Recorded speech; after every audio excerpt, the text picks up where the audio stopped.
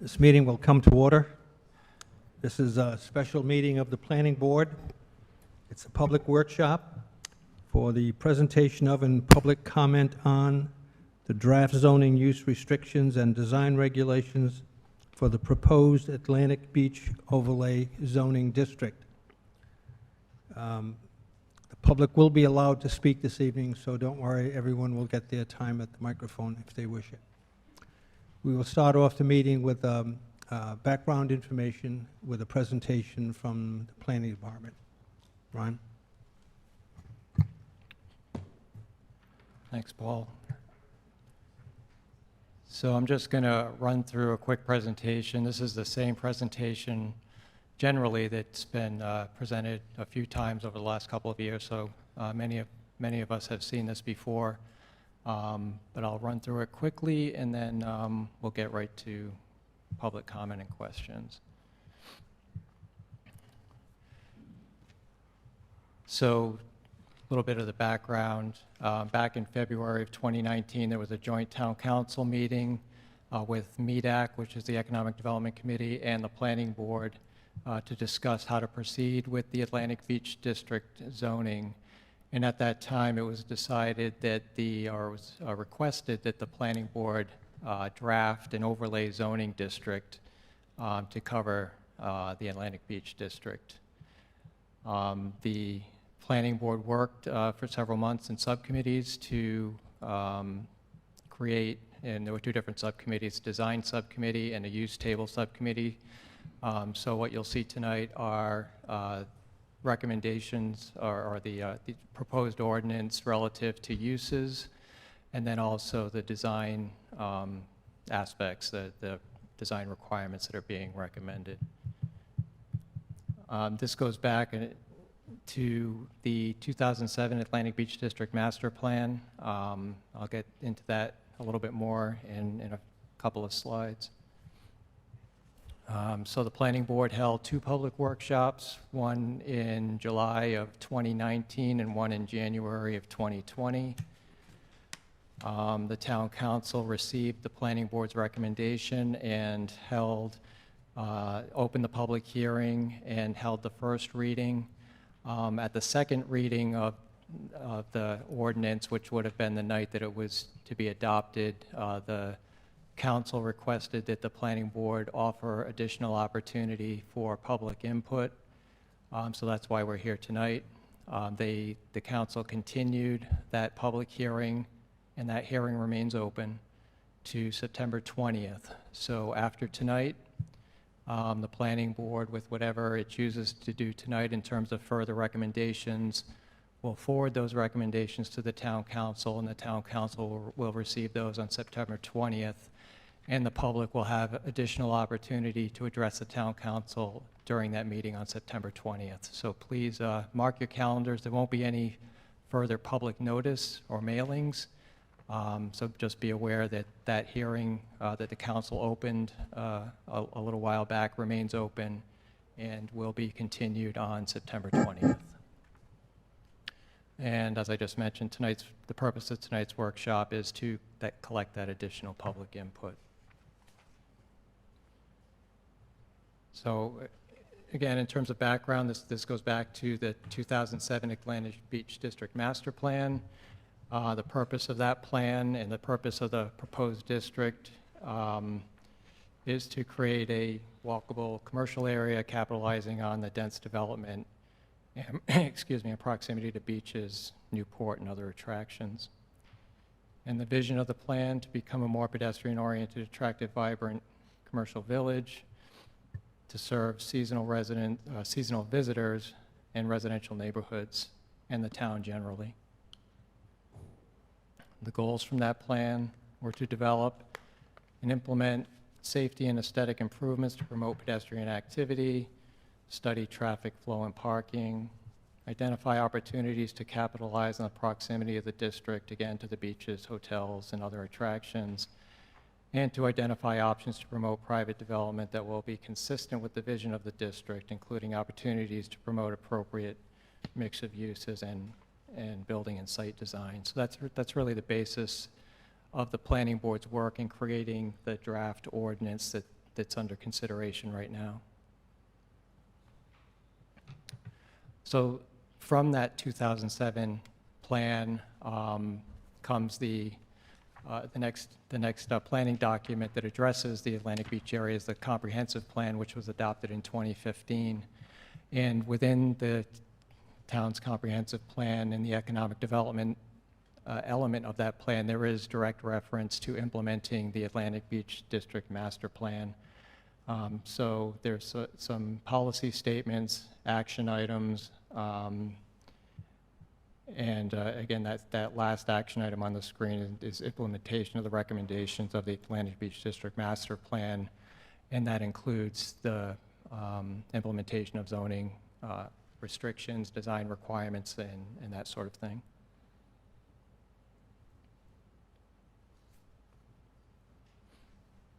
So there are several components to what's currently under consideration.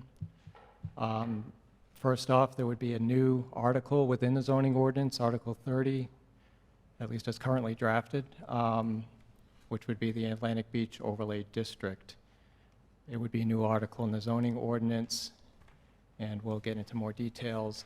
And just in case you're not familiar with what an overlay district is, the underlying zoning, which is limited business, will remain. It'll still be a limited business zoning district. These additional requirements, design standards, and whatnot basically overlay that underlying zoning. So the limited business district restrictions remain. Anything that's dealt with specifically in the overlay district would also apply, and if there's any conflict between the two, the overlay district would prevail. So that's basically how the overlay works. And if there's questions about that, we can get into that in a little bit more detail later. So another article that's addressed with the proposed amendments is the sign regulations. There's a couple of new sign definitions, types of signs that are not currently in the sign ordinance that would be introduced just for this particular district. And I'll also note now, because I don't know that it's included on the other slides, the provisions that are specific to the overlay district for design of signs, those would apply obviously to all the properties in the business district. Any existing signs could remain and would be considered if they're not conforming, they would be considered non-conforming signs. And currently in the draft, there's a sunset provision that within 5 years of the adoption of the ordinance, any non-conforming signs must be brought into conformity. Another big part of this whole thing is the design manual. Rita, after I'm done with this portion of the presentation, Rita's going to go through the design manual so you have a good feel for what the design standards would be. And I'll just say now that many of the standards that you'll see are already in place in the town's commercial development design requirements that apply town-wide. There are some specific provisions for the building design and landscaping, that sort of thing, buffers that are specific and different for the Atlantic Beach Overlay District, but there already are town-wide commercial design standards, so we're not really starting from scratch here.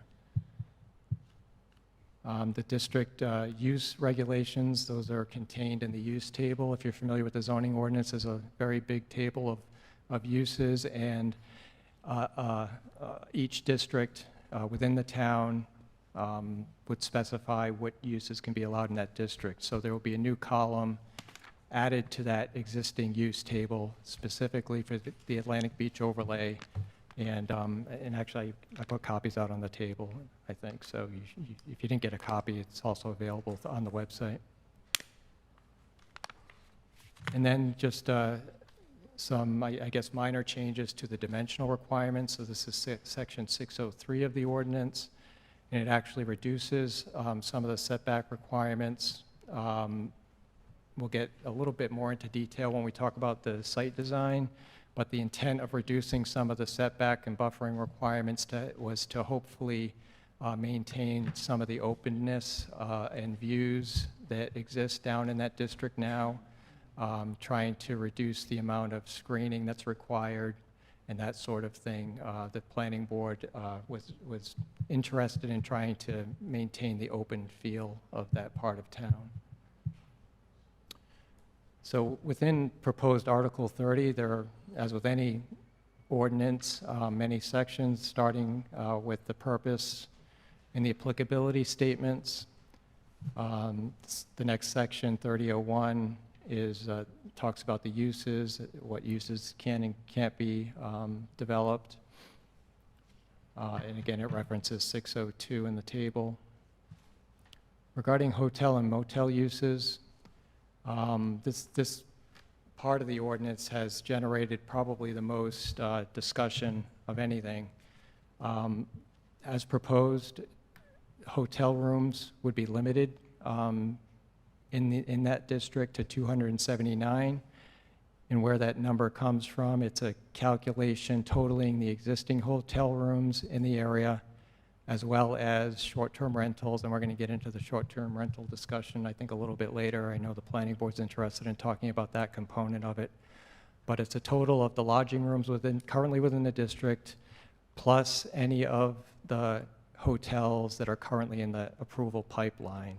So there are a few smaller projects totaling roughly 50 rooms that are in the pipeline right now through the zoning process. So those obviously would be allowed to proceed, but that would be the cap for hotel rooms within the district if it's adopted.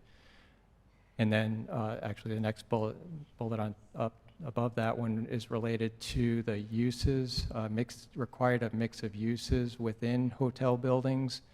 We heard early on, and this goes back a couple of years, but early on there was concern that hotels were basically taking over that part of town, and concern that it was driving out or limiting the ability to provide other services and businesses within the district. So one of the ways of dealing with that is a proposal to require that in properties, hotel properties that are developed, at least a portion of the first floor of each of those buildings would have to contain another commercial use.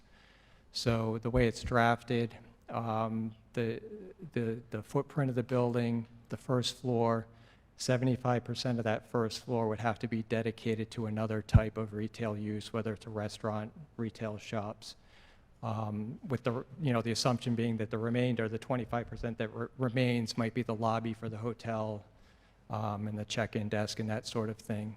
And of course, the rooms would most certainly be on the second floor and above. The idea is that those retail uses, whether it's a restaurant or a retail shop, would operate separately from the hotel. They could be owned by the same people, but it wouldn't be a situation where you, for example, had to be a hotel guest to eat in the restaurant or that sort of thing. It would have to be open to the public. So that was the way the planning board tried to address that concern of allowing for additional types of uses within the district. Design requirements, again, Rita will get into detail on that, but it addresses building design, site design, parking lot requirements, screening, fencing, landscaping, lighting, signs, and we'll get into that in detail. Really no change to the current review procedure, so under 3003, the current requirement for basically any new commercial use in town is to go through a development plan review process with the planning board, the town's technical review committee, and then if zoning relief is needed, the zoning board. So that all remains. The only thing that's really new is requiring that architectural renderings be provided as part of that review process. Currently, architectural building elevations, which is basically just a flat two-dimensional elevation of the building, is required, but the idea with the renderings is to provide more of a three-dimensional view of what the building will look like.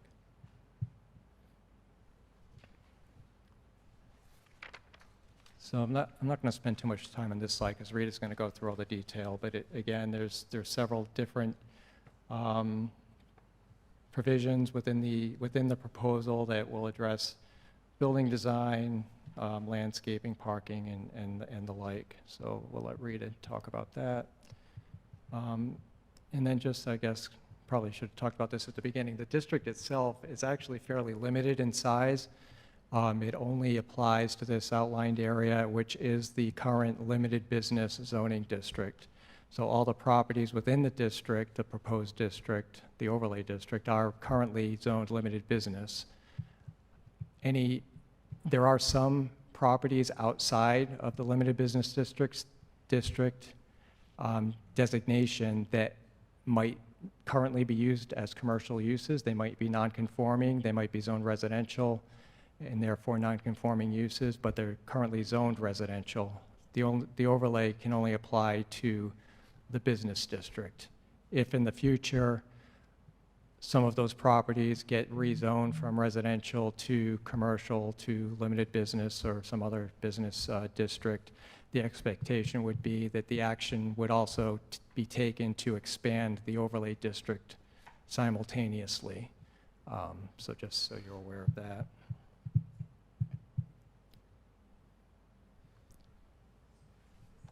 So I think we'll just skip right into the design manual. So I have to change presentations here.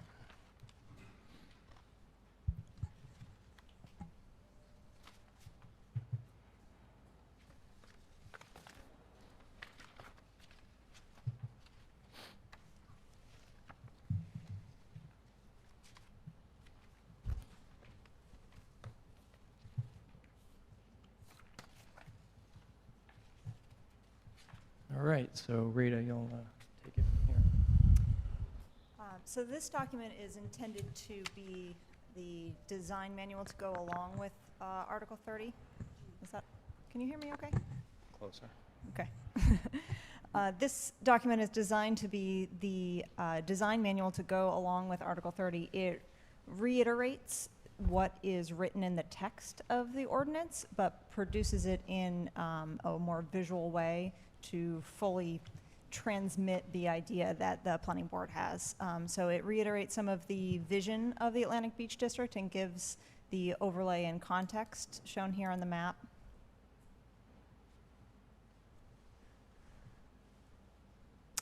And it's an 11-page document. It has the contents that mimic what is in the ordinance language: building design, site design, parking lot requirements, screening and fencing, landscaping, and signs, and also captures some of the language directly from the ordinance. So I'm going to go through each section a little bit more in depth, and you'll see the visual representations as well. So for building design, traditional architecture is to be used. For each one of these categories, it is broken down into encouraged, required, or prohibited. Some of the language around encouraged are, instead of using more language that would indicate that that's something that the board would like to see, but isn't necessarily required, with words like shall. So for building design, it should be of New England style, seaside village design in terms of building material, massing, and scale. And the examples that we have on future pages, but also referenced here a little bit, are colonial, Victorian, Georgian, Federal, Greek Revival, and shingle style. It encourages breaking the building into smaller forms, and it requires a roof slope. Currently, the design requirements for all commercial buildings that Ron was referencing earlier does allow for some flexibility in a flat roof. For this district, that would change to a requirement that there be a peaked roof. It requires greater transparency at the facade and ground level. The point here that you'll sort of see coming up again and again is to encourage pedestrian-oriented shopping district that's suitable to the surrounding neighborhood as well, meeting the needs. That's in compliance with the Atlantic Beach District Master Plan. Ground floors are that encourage pedestrian activity and visual interests. It requires true or simulated divided light windows. The entrance must be on the front facade and accessible from public sidewalks. And all wireless communication facilities must be disguised, and accessory and principal building design must be compatible with each other. Things that are prohibited in the overlay are flat roofs, unbroken expanses of wall, or non-traditional building materials unless a waiver is sought from the planning board. And any type of large boxes or repetition of design. These are some of the examples that were cited earlier. These are examples from the National Park Service. And then on the next slide, there are examples from Aquidneck Island. So some of the design features noted here are wood shingling, wood clapboard, stone, brick, decorative elements such as porticos, turrets, oculus windows. The commercial designs include window displays, awnings, arcades, and other features of visual interest for the pedestrian. And roof forms are pitched or broken into smaller mass forms. And lighting is to the scale of the building. Site design is the next large component. The purpose here is to encourage, require, or prohibit the following activities. So encouraged would be outdoor patio seating, if appropriate, connectivity to the sidewalk, beaches, and the pond, and consolidation of curb cuts on a single site to allow for better pedestrian connectivity. Required elements are clearly defined contiguous pedestrian areas, and orientation of buildings on a lot to preserve coastal views and views of the pond, and exterior lighting that minimizes light pollution. Fixtures must be International Dark Sky Association preferred. And a lot of these elements, as Ron mentioned, are elements already in our commercial design manuals. Sometimes they might just be a little bit strengthened in the language here. And then in some cases, a little bit more flexibility is added for things like setbacks to preserve views. And you'll see as I move through this, some of the landscaping requirements have a little bit more flexibility as well to preserve coastal views. Prohibited is inwardly facing sites. And then finally, the last one would be any type of wide building setbacks unless to except to preserve coastal views. Parking lot requirements. Parking should be compatible with the pedestrian-oriented commercial village setting serving seasonal visitors in the surrounding residential neighborhood. Encouraged parking lot design is to include an electric vehicle charging station, preserving existing trees, and safe and well-defined pedestrian areas across driveways and parking lots, and consolidating curb cuts. Required elements are bicycle racks, using landscaping to soften the edges of parking lots, and rideshare drop-off areas that are off of the public right-of-way. And sidewalk materials must be maintained across driveways and parking lots, and 1 parking lot tree is required for every 10 parking spaces. That's a reduction from our current standard, which I believe is 1 for every 5. And finally, prohibited any type of vehicle parking and drop-off areas in the front of the building. And that's intended to keep the site design oriented to the pedestrian scale instead of the vehicle scale. Screening and fencing is supposed to preserve significant coastal views from the public right-of-way and open expanses and vistas to Easton's Pond, Easton's Beach. So with that in mind, encouraged includes vegetation rather than fencing to accomplish screening elements that are required in the site design. And required is any type of low fencing that and screening that preserves vistas. Screening element is required between residential and commercial uses, and high-quality natural fencing material must be used. Prohibited is any type of opaque screening along commercial use property lines. So a business sharing a property line with another business, it's being prohibited that any type of opaque screening could exist between those two. So a solid fence couldn't be allowed. And any type of screening that blocks views or divides the continuity of the streetscape. And there are examples there of fences that would be appropriate.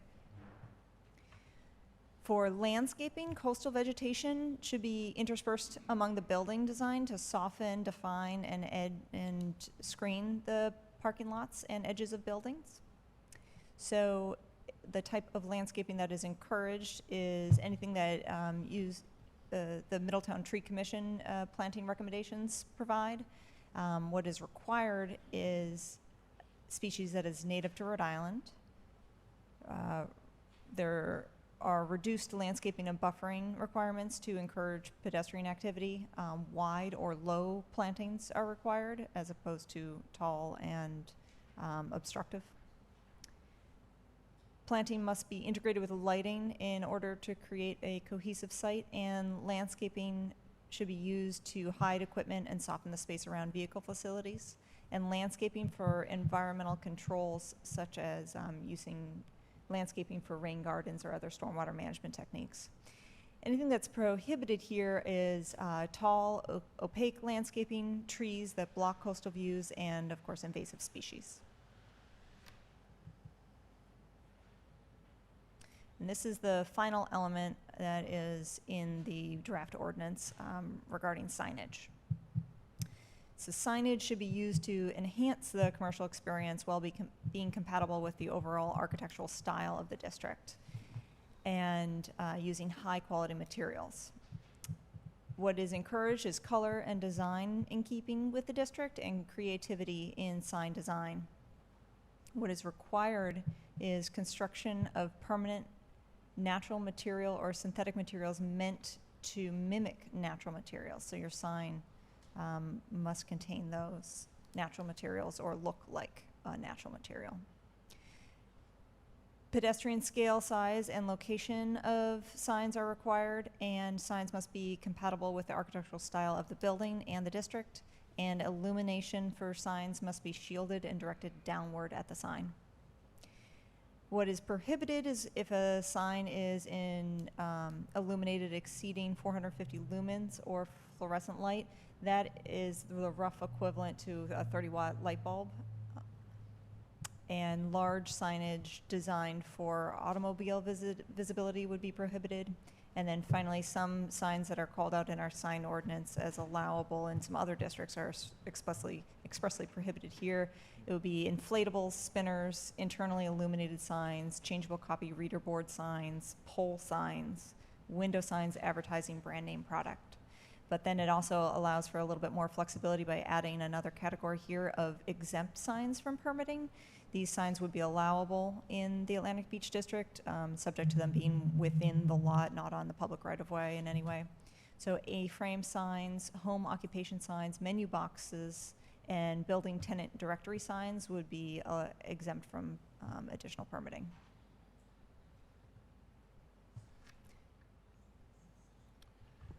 So with that, that's the extent of the presentation we have tonight. So I think we'll turn it over to the board for any comments or questions that you might have. Before we open the discussion, any questions for Ron? Okay, as Ron mentioned, the planning board had already sent this up to the town council, and in their second reading, when they were discussing this and receiving comments from the public, two main issues arose that caused the town council to return it to the planning board to obtain more public input. Those two main issues were limitations on hotels and any limitations that the overlay rules put onto existing businesses. So to keep the discussion orderly this evening, we'll take them in that order, and after we discuss those two, we'll have a catch-all category if there are any other issues.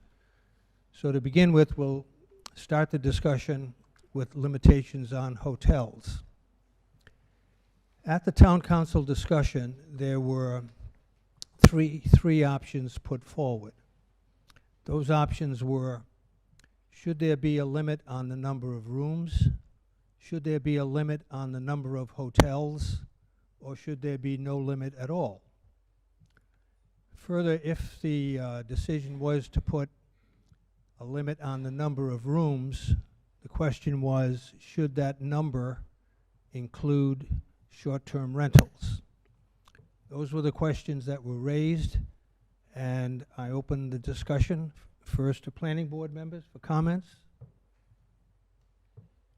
Members of the public, please come forward, identify yourself, and make sure you are speaking into the microphone.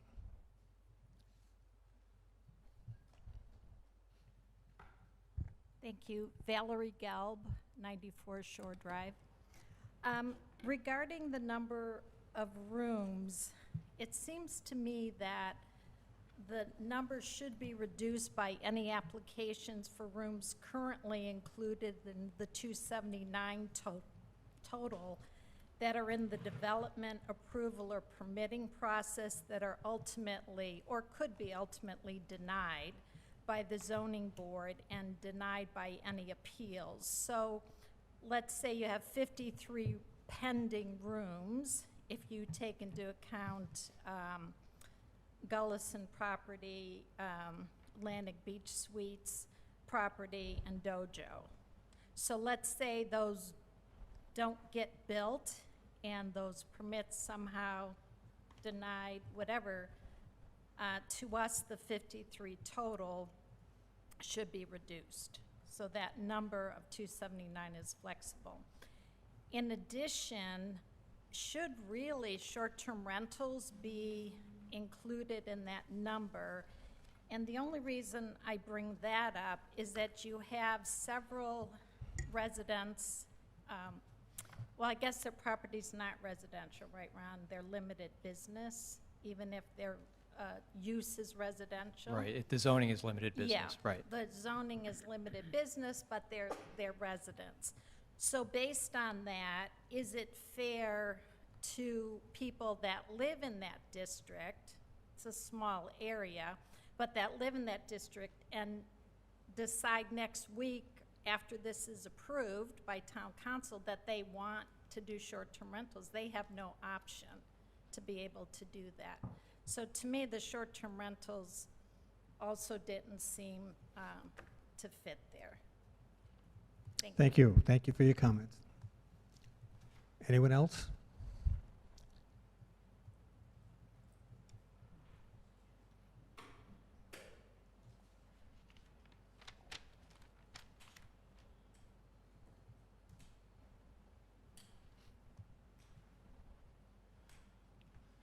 John Perillo, 53 Newport Avenue. I'm just wondering if there's a ratio with regards to hotel rooms to cars, parking spaces. Have they made a formula? If you have 279 rooms, that's over 500 parking spaces, maybe. Is there a limit? Or could there be 3 cars to every room? Or if they have a big party, you know, 8 cars, Warren Avenue down the street, we see 10, 14 cars per unit. And Well, doesn't there are rules that govern the number of parking spaces that hotels can have. I don't know what those rules are off the top of my head. There are minimum parking requirements for hotels, so, and I don't know what the number is. Peter could probably find it quicker than I could. Is there a maximum? Is there a maximum? There's a minimum and a maximum. So the maximum parking limitation is 100 and, what does it read, 150%? Yeah. I think it's 150% of the minimum. So you've got your base minimum parking requirement, the minimum that you're required to provide. The maximum is 150% of that number. Okay. So it limits, you know, someone couldn't build a massive parking lot just because they felt they needed a lot of parking. There is that cap.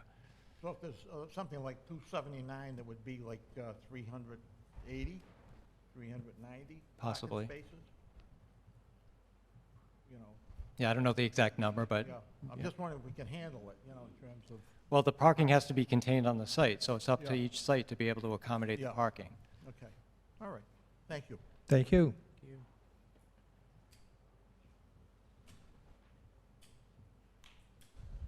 No, somebody's coming. Hi, Jim Parenti, 65 Aquidneck Avenue. And we currently have a 6-bedroom home there that my grandfather bought 91 years ago. We do use it for short-term rentals. But the next generation was discussing maybe making it a little larger. If something like this was to pass, would we have an option to do anything with the piece of property? I'm not sure which property you're talking, is it within the limited business zoning district? Yeah, it's right next to KJ's. The house right next to KJ's. On Aquidneck Avenue? Right. Yep, so it would be subject to whatever the zoning is in place at the time they wish to expand it. I don't know that this particular ordinance is going to have an impact on that. I think you're going to be limited by the underlying zoning district, which is, So this, if the town council passes something in the near future, it wouldn't necessarily limit what you could do with your own property in the future? well, it would in terms of commercial properties. You've got a residential property. Maybe, Peter, you can chime in on Well, this. I mean, the current zoning limits what you can do. It's a limited business district, so it depends. I don't know, and not knowing what it is you might do with the property or convert the current use of the property to, it's hard to give you an answer to that, but, you know, you right now, if you wanted to change it, you'd have to comply with the current zoning, and if you did it down the road, you'd have to comply with whatever the zoning All right, so regulations are at that point in time. So you the would answer is address it might. At that particular point, if say it's 5 years from now, you would just have to check with zoning and see what you. See what the regulations are at that point and how it compares to what it is you want to do. Okay. Thank you. Question though, what's your address again? 65 Aquidneck Avenue. Hedgegate. All right, thank you.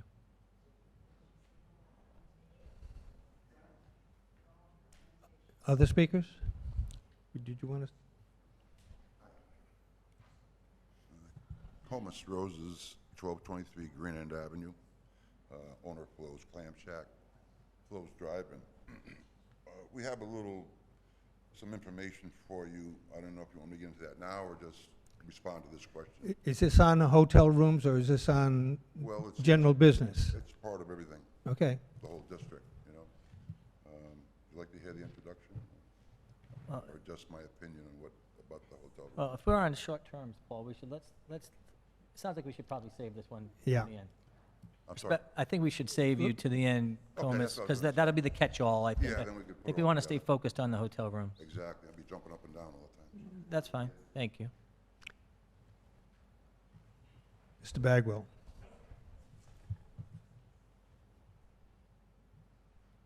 John Bagwell, 587 Tuckerman Avenue. First of all, I've been puzzled from the very beginning why short-term rentals were included in this count. I mean, granted, the hotels provide hosts. Short-term rentals basically, and people that go to hotels are guests because there's a host. People that go to a short-term rental are occupants. There is no host. So I can see that there's a similarity, but they're more dissimilar. I'd like to have somebody in the planning board or planning explain why short-term rentals are included in the count. I mean, I just fail to see why it's even a matter of discussion. There must be something I'm missing. Can anybody explain why they're in the total? I cannot, John, but I can tell you this. I think it won't survive. But anyway, I would suggest the two be separate. Right now, there's no limit on the number of short-term rentals. It'd be easier just to focus on hotel rooms. Yeah. Thank you. We have somebody, then you. Hi, Dave Lawrence. Say your name again, please. Dave Lawrence, 75 Beagle Drive. Thank you. I'm out of the district. I'm a commercial broker, and I've seen some things change in the last few years. The other day, I went down during the hurricane, and all I saw were telephone poles down that street. Now, we talk about hotel rooms, is I'm seeing some of the audience here that they're not ready to build hotel rooms. They're still getting their business going. They're still going after the pandemic and trying to settle. My only feeling here is right now, the council has already talked about having sidewalks pedestrian friendly. Now, what about guys like Billy that someday when his restaurant's doing what it's doing and is shut down, but maybe might need to put hotel rooms to keep the economy going? I'm just saying one thing and one thing only. You guys have been working on this for as long as I can remember, this district. And I have a funny feeling that I think we're gonna be better off tabling it for a little while and just kind of giving everything a break. And I really feel that if you start to limit hotel rooms, you're gonna put liability on our guests and also the citizens, because you're federally mandated with hotel rooms. And when you start putting limits on something, the next thing you know, you guys are gonna be, in the next few years on a planning board, are gonna be talking about what people are doing in Easton's Point. So I think I'd be careful about limiting rooms because it's federally overlooked. So you got fire alarms, you got smoke alarms, you got sprinkler systems. Be careful on limiting something. I just, from being here for a long time. Thank you. There was a woman here, and then you.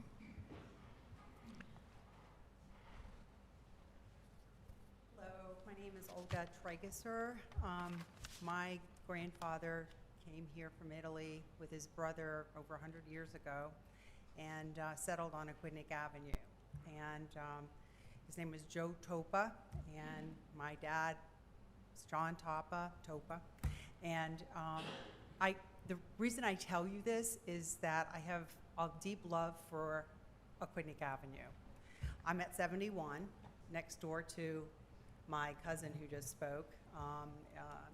We also, the Marcello side of the family, and so we've been there a long time, and I want to make that, I think it's important to know that we care about that area a lot. We love it. My concern, I also do short-term rental. I've been doing it for 20 plus years, and I stay there. I occupy a space while we're conducting, while guests are there. And my concern is similar to my cousin's. When this is over with, whether the town of Middletown decides they don't want us to do this anymore, that they stop us, or I'm too old to do what the job takes and my kids don't want, what will be left, when I'm looking at all these limitations. And it's kind of scary that this property, what's in store. Especially one thing really is the limiting the number. Like right now, I'm a duplex. I'm a duplex. But what if they wanted to make another room, or another area space for like a triplex, and it's right here stopping that. So it's a concern, and I'm not very happy about it. So thank you. Thank you.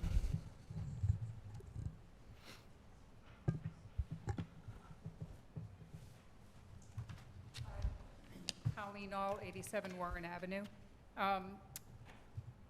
I wanted to just comment about the number of hotel rooms and if they should be restricted, in contrast to what Mr. Lawrence said.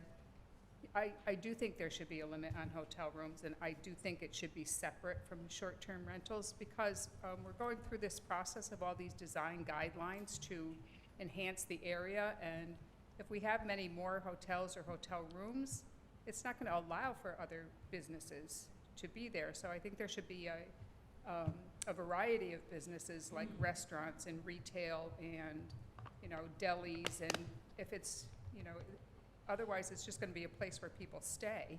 There needs to be things for them to do, but I don't think that should necessarily impact the short-term rentals. I think they should, what this woman was just speaking to, like that would be governed by zoning. But as far as limiting hotel rooms, yeah, I do think there should be a limit, or hotels, period, just to allow for other businesses to exist and make the area more of a destination than just a place to stay. Thank you.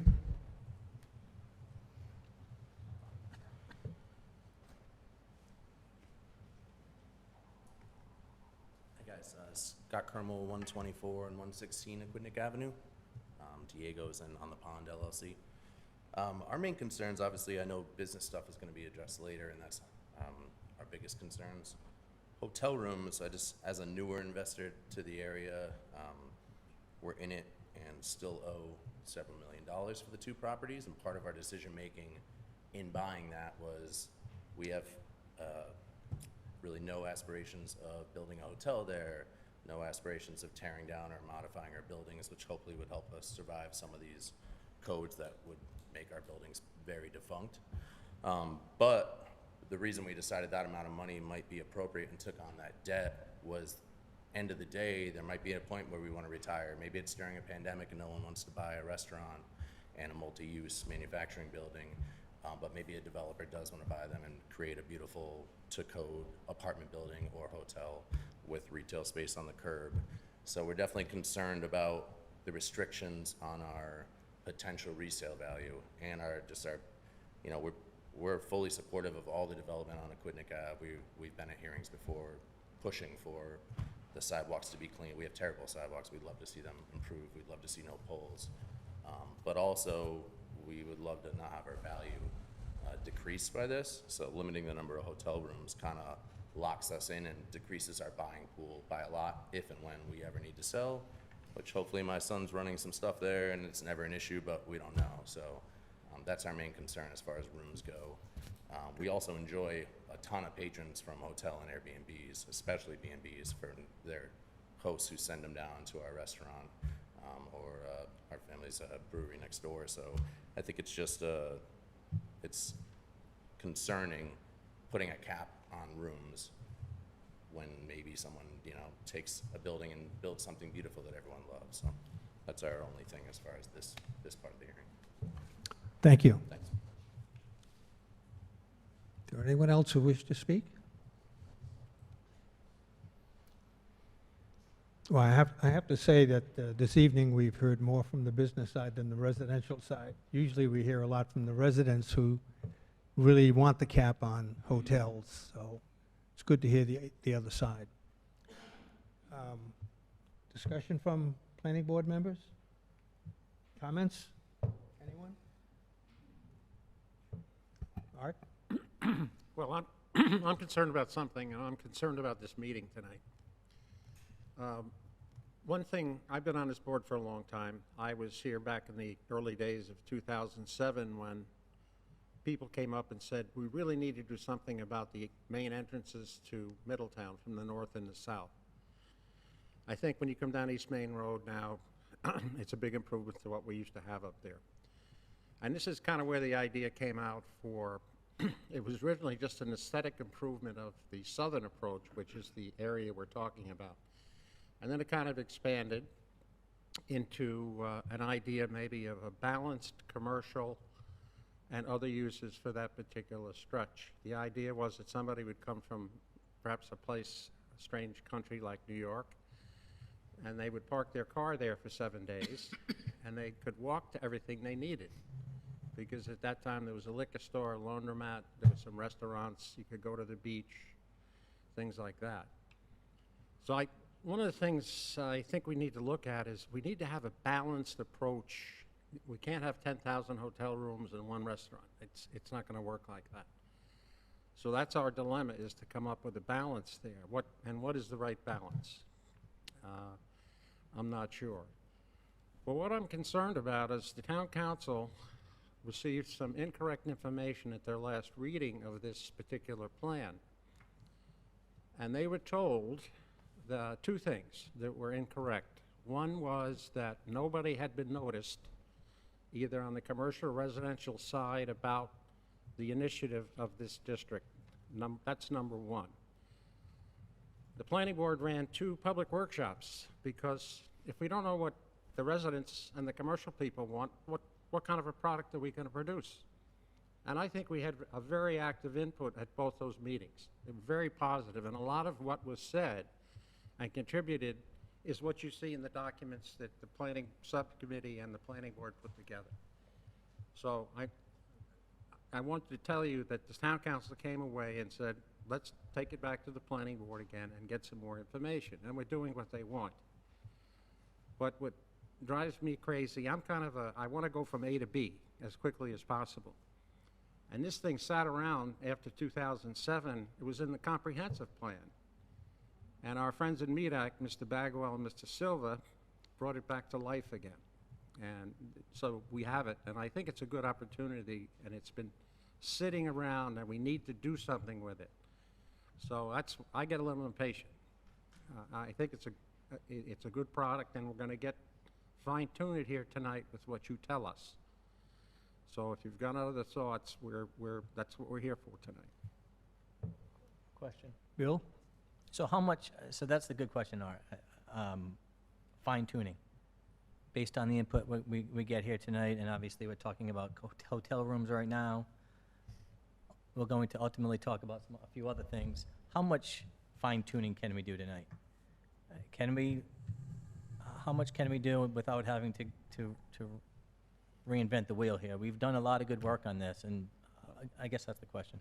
This has been sent to you by the town council to solicit input. It is still in front of the town council. Town council has held a first public hearing on the proposed ordinance. Okay. They want you to solicit some additional comment Right. and provide the council with whatever recommendations you care to provide to them based on that comment. And then the next step in the process is the council will proceed to the second reading of the draft ordinance, the second phase of the public hearing, which has been scheduled September 20th. for September 20th. So this is here for you tonight to take this input, provide the council with whatever recommendations, if any, you have. So can we stay on the track of the hotels for now? Yes. And kind of see what the flavor is of? Yes, Okay. by all means. So let's, Any other comments? Well, I would just like to say, I mean, you've heard it from others. We have had public workshops in the past, and at those, we heard some very strong comments about the need to limit the number of hotel rooms. There are a lot of hotels down there now, and residents, the local residents in the area, are very concerned that there could be too many. So, as my colleague, Mr. Weber, said, this board has tried very hard to come up with a balance between what is good for the local residents, what is good for the business persons in the area, and what is good for the tourists during the summer when tourism dominates. We've tried to take all of those into account and find the right balance, but there's a balance that's needed. You can't please everybody here, okay? So, any further discussion from planning board members? Yes, BJ. The only thing I'd like to say is that we have talked about this for, seems to me, years, and we've rehashed, we've listened to everyone. I'm certain that we all have personally formed our own separate opinions, but we are open to suggestions, and that's something that we're here for tonight.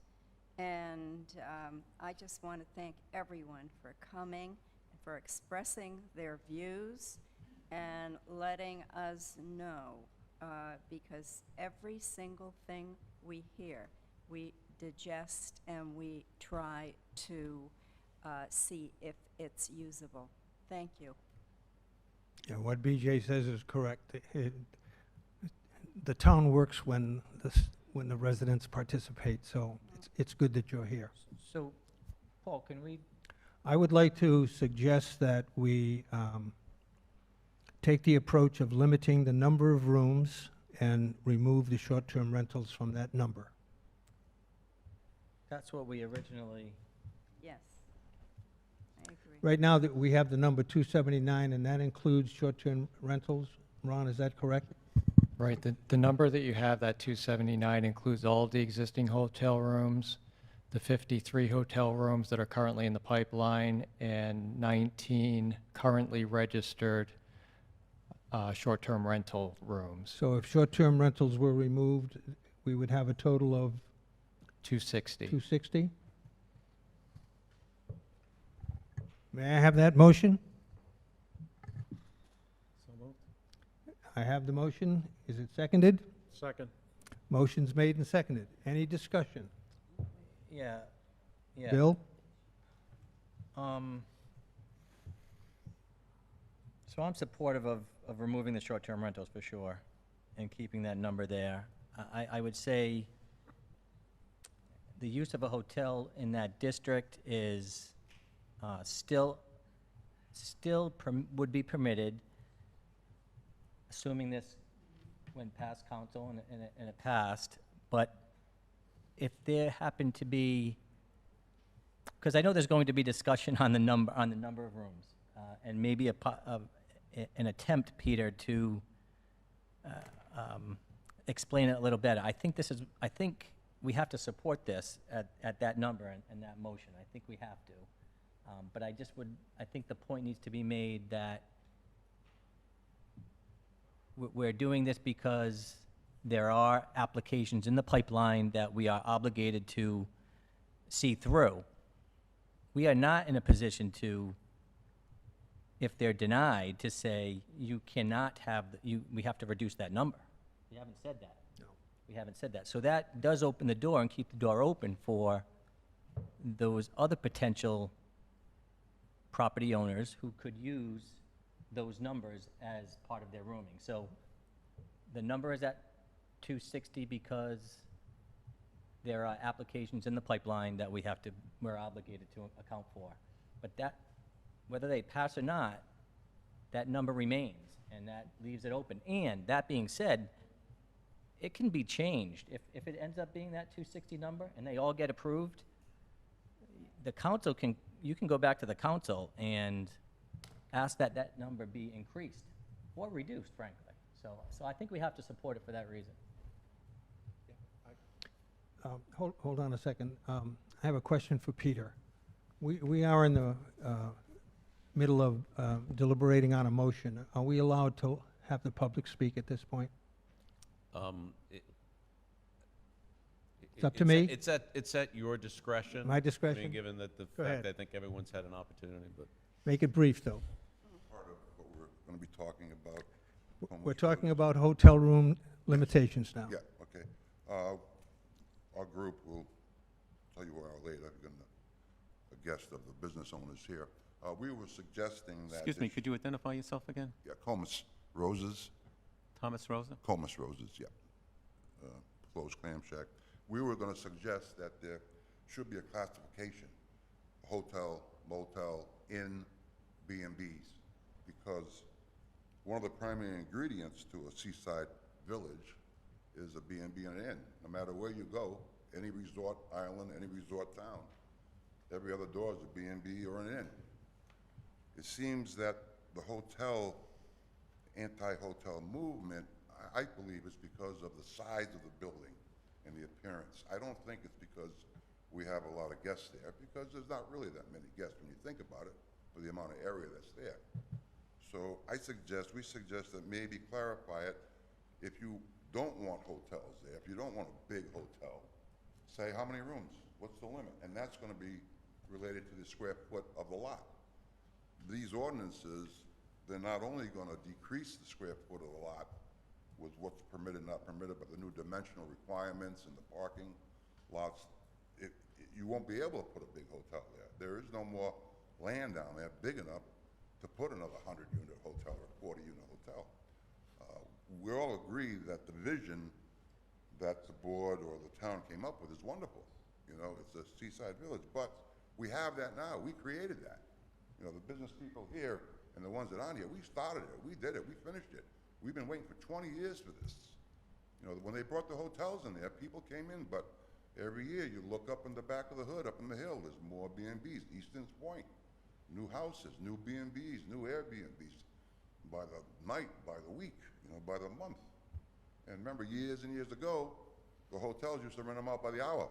So we don't have that anymore, you know. Some people say they like the old days. Well, you know, that's their own choice. So to make a pedestrian-friendly village, we need people. Unless the pedestrians you're talking about are residents, which we can't count on. There's not enough. So when we went through this in the last 3 weeks, the council, I want to thank the council, number one, for letting us come here, and for everybody here convening, especially Ron and Peter and everybody. But not to get off the subject, because I'll explain why we're here again, but as far as the hotels, we believe there should be a classification. You know, what is a hotel? We know what a hotel is. It's a multi-floor Let me ask you a question, okay? When I have listened to all of the feedback in the public hearings that we've had, it seems to me that people might feel more restricted if we tell them you can build a B&B, but you can't build a hotel, or you can build a hotel, but you can't build a B&B. Well, That's a restriction we're not putting on you right now. it depends how you look at it. The first thing I want to say is, I know you're all asking the same question. What are these guys doing here now? You've been doing this for 13 years. You've had all these workshops. Where are we now? How come? You said yourself, you've never seen this much business input. There's a lot more of us, but we're all working. So, like I told the town council that night, we are notified. Maybe we were, but nobody got our attention. You know, when we got a certified letter. Well, we we're get our attention. glad you're here tonight, and we're glad you're getting, we're glad to get your input. We really are. We appreciate to be here. And but not getting off the topic as far as the hotels go and the limits, again, I think there should be a clarification, hotel, inn, all right, B&B, motel. Motel, you walk in from the first floor, you park your car, you walk into the door. Hotel, you take an elevator, you go up, multi-units, big building. An inn, like Telly's beautiful Seaside Inn over there, it's beautiful, it's an inn, it's nice. So we're not, we want more rooms down there because there's more people. Whether it be in a hotel, personally, I don't like the big buildings, I don't like the big hotels, I don't like the way they look. They could have been done a lot better. But I think the primary concern of a lot of objections to these hotels is not the small inns that are run by the families, or the small B&Bs, or the short-term rentals. I think they don't like the massive look of these places. And, you know, I agree with them, you know. So, given what's available down there now, and what could be built there, you know, you might want to think twice about saying, well, okay, let's make a different classification. But these dimension requirements in here now, the proposed new, are going to cut all that out, so you won't be able to do anything. Well, we'll get to those in the next section. Thank you for your comments. Art? Well, I come back to scope and balance, and I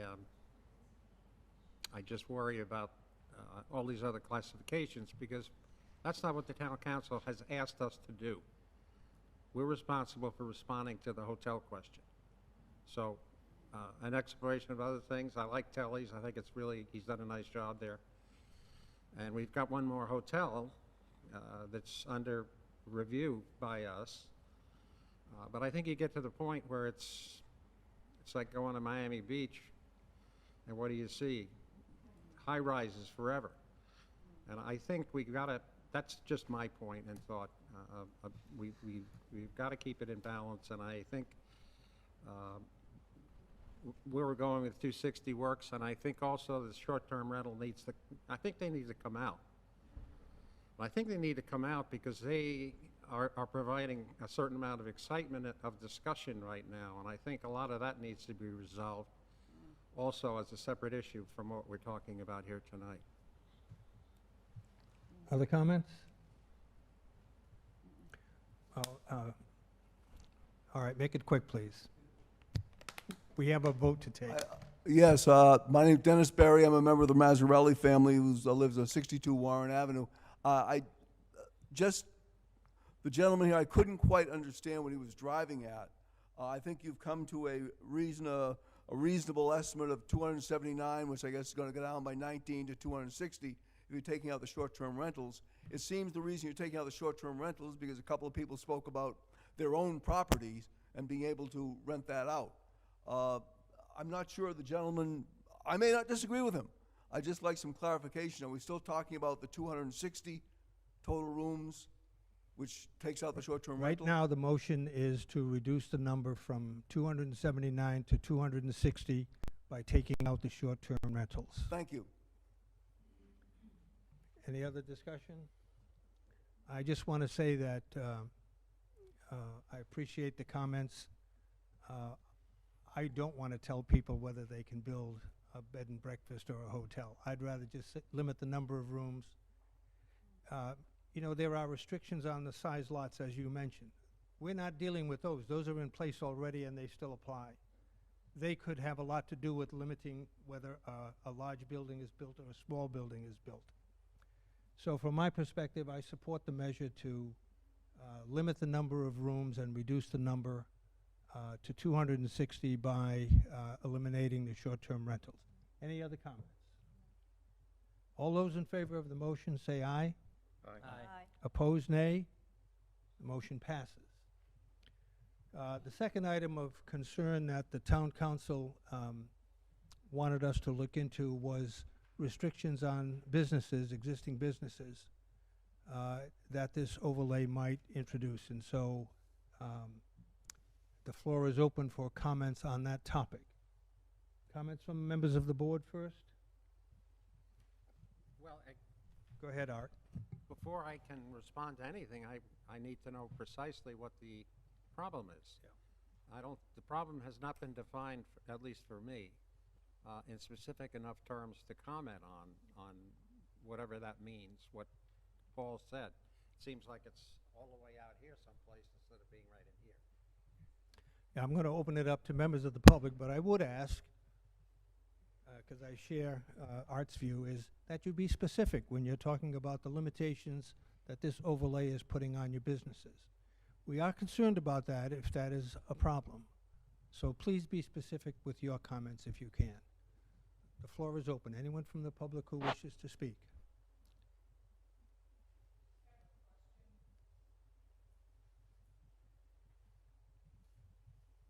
Colleen All, 87 Warren Avenue. My question is, if I went online earlier and looked at the presentation that you provided, and if I understand correctly, the existing businesses are grandfathered, correct? Are what? Are grandfathered. The existing businesses that are, these guidelines would not apply to them because they're already existing. Am I right in that? Except, that you are correct, except with regard to signage. There is a Okay. current provision, a sunset provision that, where signage would need to come into compliance in 5 years. Okay. So, Or, but- Peter, further improvements.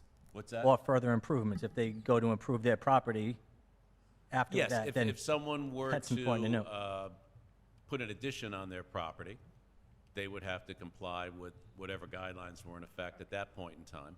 But existing buildings would be allowed to remain as a Can remain. non-conforming structure. And the Non-conforming. existing uses are also grandfathered. You'd be able to continue with the existing use. Okay. So I just wanted to clarify that, so that in that conversation about restrictions on businesses, that there would be no restrictions for existing businesses unless they decided to change their, you know, the nature of the business or the structure. The use So- or make improvements, Except for the signage. Correct, I Except except understand. the signage. All right. Yeah. Okay, thank you.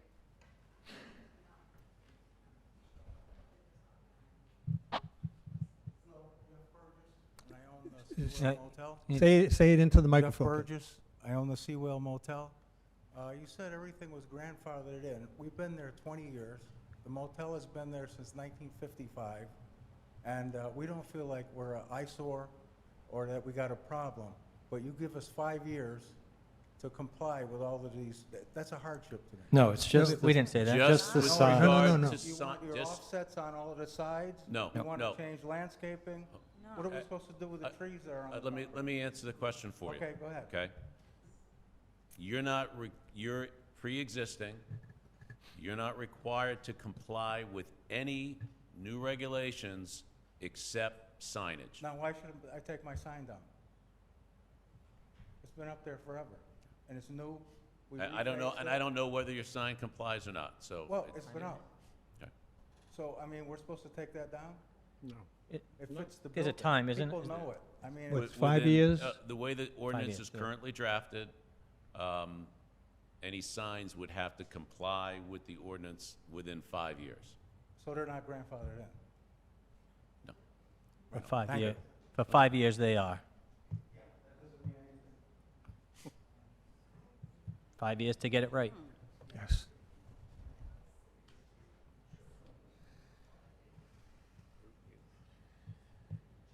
Elizabeth Amaranth, 147 Pull the Aqueduct microphone close. Avenue. I own the Seabreeze Inn. About the signage, since within 5 years, I agree with my neighbor, it's a hardship. Signs are very expensive. So for us to take that sign down and put another sign that you approve of, we're talking about at least $10,000. So some can afford it, some can't. Is the town going to replace our signs at their own expense? Since you're passing this law and you want us to change our signs, I mean, it is very expensive. Sure. So you can't, so you're saying, we're gonna make you take your sign down, whether you can afford it or not. Lisa, you can apply for a variance or a. And it's only if it's not in compliance with the new It's not. standards. Are you From sure what that I it's see, not? it's not. Okay, then, From what I see, it's not. None of our signs But are. they can apply for a variance up to those standards. Oh, sure. Within 5 years, that's my point. So, yes, it gives you 5 years to come into compliance, but you can go to the zoning board and ask for a relief to have the sign that you have, and they may grant it. So then we're at discretion of the zoning board. Correct. Of their approval. You said that none of the signs are in compliance. Ron, I thought didn't we look at the signs and say there were only a few that were out of compliance? And I also have another question. I There- love what you presented. But Hold on 1 second. Yes, thank you. Did we look at, we didn't do an inventory to determine how many signs would and would not comply. okay, I'm sorry, go ahead. So I'm there 40 years, so I know most of them are not, from what I've seen. But we're talking about our businesses, our signs, how to operate our business. But our sidewalks, you're not mentioning the sidewalks. The sidewalks for 40 years, they look the same. You cannot walk, even now. There's no pedestrians that can walk on those the sidewalks. I mean, who's gonna fix those? You are asking us or telling the businesses to comply with a lot of good ideas that you have. But how about the sidewalks? Well, there's- Ron can Yeah. answer this, but there is, under design review Yeah. right now, plans, because it is a state road, to widen the sidewalks. The town council also created a TIF to raise money for infrastructure improvements, including sidewalks, lighting, beautification, et cetera, for the district. So there is, this is part of an overall plan by the state and the town to invest in the infrastructure of the district as well. I understand, but why don't we start with that first? The Seabreeze Inn, as you know, and I understand you like the building, but I've asked the state to replace that cement wall that they have in front of the building. And I even asked them, I told them I'll go half with the expense to put a nice stone wall up. And it's still sitting there 40 years later, nothing's changed. So why don't we start with the sidewalks first and then tell us how you want our buildings to look? That's the state. That's a state project that ultimately is going to happen. So it's not gonna happen. So, but to go back, Lisa, really, to go back to the gist of what the council asked us to do, like Paul said, we're talking about existing property owners, and what's in this ordinance that's being proposed, the only item in here that we're saying to the existing owners is that you need to comply with the signage within 5 years. I understand. And maybe a couple of other things that people may bring up, and that's okay, but you're gonna have the ability to go to the council and say to the council, look, we don't agree with this, we don't like it, we wanna keep our signs. They may very well say, we don't agree with that, we wanna do that. So that's where you need to go to the council and do it, but as far as what we're doing tonight, the signage, you've got 5 years to comply, you could get a variance if you like, or you could comply, which is what we hope. But that's the only thing that I see in here that is at the point where an existing building is being told to comply with the new regulations. But you can go to the council, when it gets to the council for the second reading, and make your case there, and they may very well vote to support that. Go ahead, Art. You know, I like simple. Simple works for me. What's magic about 5 years with the signs? Why don't we just say, leave the sign alone? I don't know, maybe we should rethink that business about 5 years and then change the signs. I mean, what we're trying to do is make it better there and better for you and easier, not more complex. Well, And I if you have to spend $10,000 to change a sign, I think we really got to take a look at that, because that's not right. I might be able to change the sign. I'm not saying, but there are other businesses that will not be able to afford to change the sign. This is my concern. It's a hardship for the businesses. When you tell them you must change your sign. We did comply with the sign. When we built the building, there was no problem with the sign, but now you came with this idea of the sign. Then 5 years from now, you're gonna want us to spend money on something else. So what's wrong with the zoning right now? Every time you wanna build, there's rules and regulations that we have to follow.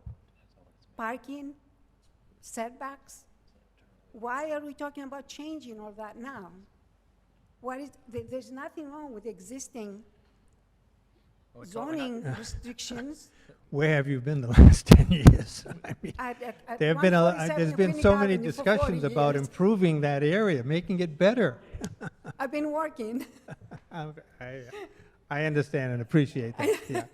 So, it's not, this is my question. I understand you like to make changes. I love what you presented. But don't put that burden on the businesses that were small businesses. We have Yeah. created that neighborhood Yeah. with our investments, with our hard work. So don't put that burden on us. It's- I will repeat again, what we're trying to do is improve it for everyone, the residents, tourists, and the business owners. And we certainly don't want to put the burden on the businesses. We want to do things that will help your business, as well as the residents and the tourists, to make it successful for everyone. That's what we're trying to do. And again, the only existing item that we're asking existing business owners to consider changing is the signs. We're suggesting that you need to change the signs. You've got 5 years to try to come into compliance, and I would agree with Paul. I think a sign that may exist now, that is not in compliance, and yours may not be. I think your sign is great, by the way. Frankly, if I was on the zoning board, I would probably support a variance to let you keep it. But the point is that it's only signage. We're not asking you to change setbacks, to change lot coverage, unless you make improvements. That's it. We're trying to get the signs to comply and look as close to uniform as we can. And we I have to start understand. somewhere, and that was our attempt to do so. But we, being in business, I would like my sign for the cars, for the driver to see my sign. Because there are not that many Agreed. pedestrians that will see my sign or walk by my building. So I would like someone who's driving into town to notice my sign, to stop and support That's- my business. I understand pedestrians, but I'm there 40 years. Yeah, that's an My argument for the business zoning is for board, Lisa. traffic. That's an argument for the zoning board to support a variance request for a sign, and you're going to have 5 years. Frankly, you're probably going to have more than 5 years. If this goes on another couple of years, you're probably going to have 7 or 8 years to do it. Okay, well, we'll see. Thank you. Thanks for your. Thank you for your comments. Yeah. Valerie, then that gentleman, and then this gentleman. Valerie Geld, 94 Shore. I would hope you would consider eliminating section 3002.j sub B, non-conforming signs, existing non-conforming signs within the ABD shall be brought forth in conformance within 5 years. To me, this is extremely burdensome to the business owners. Some are relatively new, Mission, Diego's, even Seabreeze. As owners and upgrades are done, the signs can change and the ABD can take form. It's taken 14 years to get it protected, for God's sake. Since 2007, we've been working on it. What's a few more years? But the district, with the other changes, is protected, and many of us residents feel that that section should be eliminated or changed to say that the signs can change. If a sign changes, then it needs to conform. Thank you. Thank you.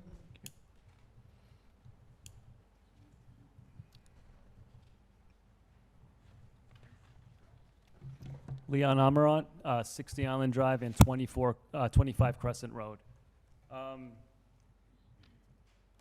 I want to echo what my mother said. She's been, they've been here for 40 years. We've been here for 40 years. In those 40 years, I've personally witnessed Aquidneck Avenue change from it was a dilapidated stretch of biker bars and crumbling buildings 40 years ago. I remember it as a kid. I went up and down that road, traveled up and down it every day because I shadowed my parents at the restaurant almost every single day. Over those 40 years, the place has changed dramatically. And it hasn't changed with any help or design suggestions by anybody. It's been done organically from the business owners. They've improved the area. I think this whole thing is a problem on a matter of principle.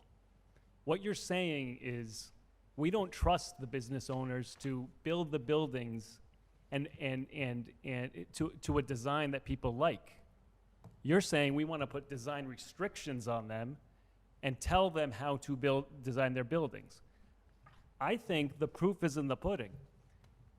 The area is now thriving. These business owners have invested their time, their energy, their heart and soul into the area, and they're attracting people. There has never been more tourists in Middletown than there are now. The town didn't do that. The business owners did. So again, it's a matter of principle. You have business owners unanimously telling you, we don't like this. And you have people that don't have or own property in the district telling you, this is how we want this area to look. I'm gonna fall back and say, you need to just trust the business owners and just allow them to build within the current ordinance. It's obviously fine. Many of you have said to me personally and tonight, the Seabreeze Inn is a beautiful building. That's the type of building that we want, right? That's the design we're going for, and that's the seaside look that we're going for. Well, my question is, how the heck was that built if these design standards weren't in place at the time? How did they do it? They did it because they wanted to do it. And you guys all love it. So what is the point of all of this? What is the point? Where is the problem? I'm asking where the problem is. You've created a problem where there is none, and you've created 13 years of work where there is no problem. I'll tell you where the problem is, though. It's not the planning board that created the problem, though. It's not. I'm sorry. Let him finish, let him finish. I'll tell you where the real problem is in that area. And the town and the state and everybody, you have the full power to do whatever you want within the confines of the public domain. And that's from sidewalk to sidewalk, including the telephone poles. Get those underground, improve the roads, improve the sidewalks, improve the utilities in the area. And then the business owners or any property owner will say, hey, everything looks great. Now I'll start investing more into the area and make it look and hire the architects, invest in their infrastructure, their own buildings, to make it attractive for the area. No one wants to invest in that area because the sidewalks and the infrastructure is dilapidated, and it still is. Over those 40 years, the only improvements that were made by the business owners, and that's a fact. Everything else has been left to just crumble and dilapidate further. That's all I have to say. Thank you for your comments. I will reiterate, yeah, come on up. I will reiterate, though, that the state does have a project on the books to improve the infrastructure. That is hopefully going to happen soon. You guys, I'm watching everything, and you guys are doing. Could you identify yourself? David Lawrence, 75 Beagle Drive. You guys have been structured, planning, doing what you're supposed to be doing. And what he just said was kind of important. And you look at the restrictions you're adding on, we're not talking about a lot of those, but you can't have senior citizens living there anymore because that's a restriction. It says no senior housing. So you got a lot of things going on, and I think if you could do something for the business people, one little thing, get rid of the telephone poles, and then come back and revisit this. Let them get through the pandemic, let them get through everything that they fought for. Come on, give them a break. I mean, you're gonna pass the hotel rooms, which is fine, it's what you wanna do.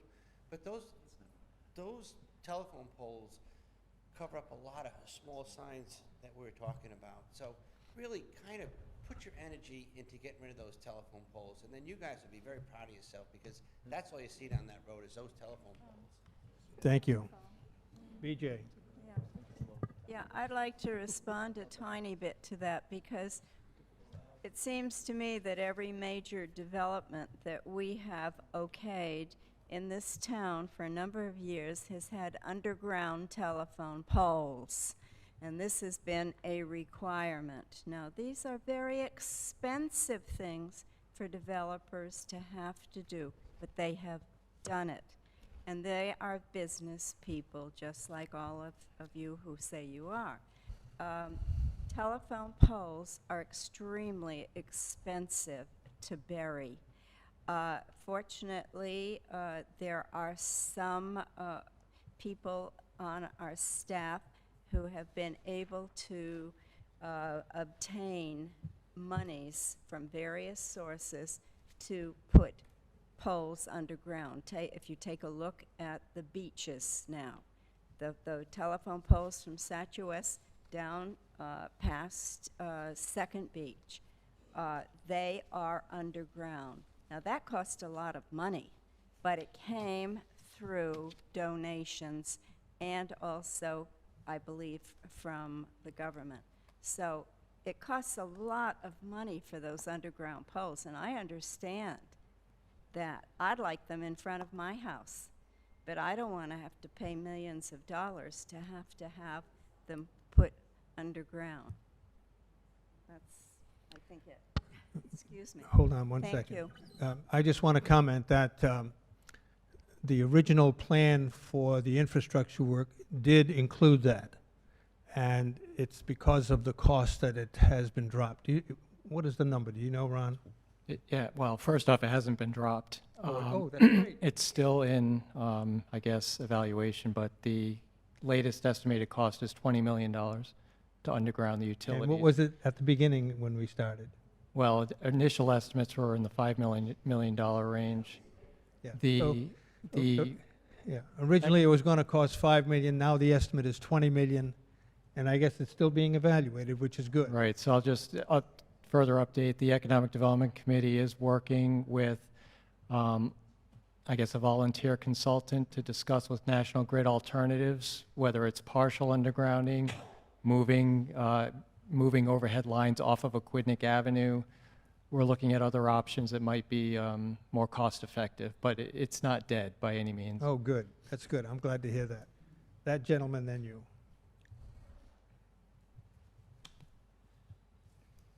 Thank you, Mr. President. Anto Viveros, 1 Amity Drive. I can't see why the same thing would apply that applies to the building. Buildings are grandfathered in. If you put an addition on, then it has to fall under the zoning. Why can't the signs be the same? If the sign has to be replaced, then it has to be replaced according to the new zoning, rather than having businesses pay an expense to hire an attorney to go before the zoning board and flip a coin and see whether or not they can, that sign is going to be grandfathered in and they can leave it. Personally, I don't think that's going to, they would, because if that's the case, if they're going to grant it, then why do you have the sign sentence in this proposal? Leave the signs the way, any addition, or if they have to repair it, or they expand it, or they change, then it has to fall under the zoning, just like the building. If they expand, then the expansion has to be according to the new zoning. Why can't you leave the same thing for the signs? Why are you adding another expense to the businesses who fed this town and supported this town all the years? Because those expenses are only going to be passed on to the consumers. And if the expenses to the consumers of their product is too high, then they go out of business because the consumer won't pay for it, and the town loses everything. So please, remove that requirement and have it fall under the same requirement as the building. If there's any addition or it has to be replaced, then it has to come under the new zoning. Please, give the businesses a break. Thank you. Thank you for your comments. And you. Comus Roses.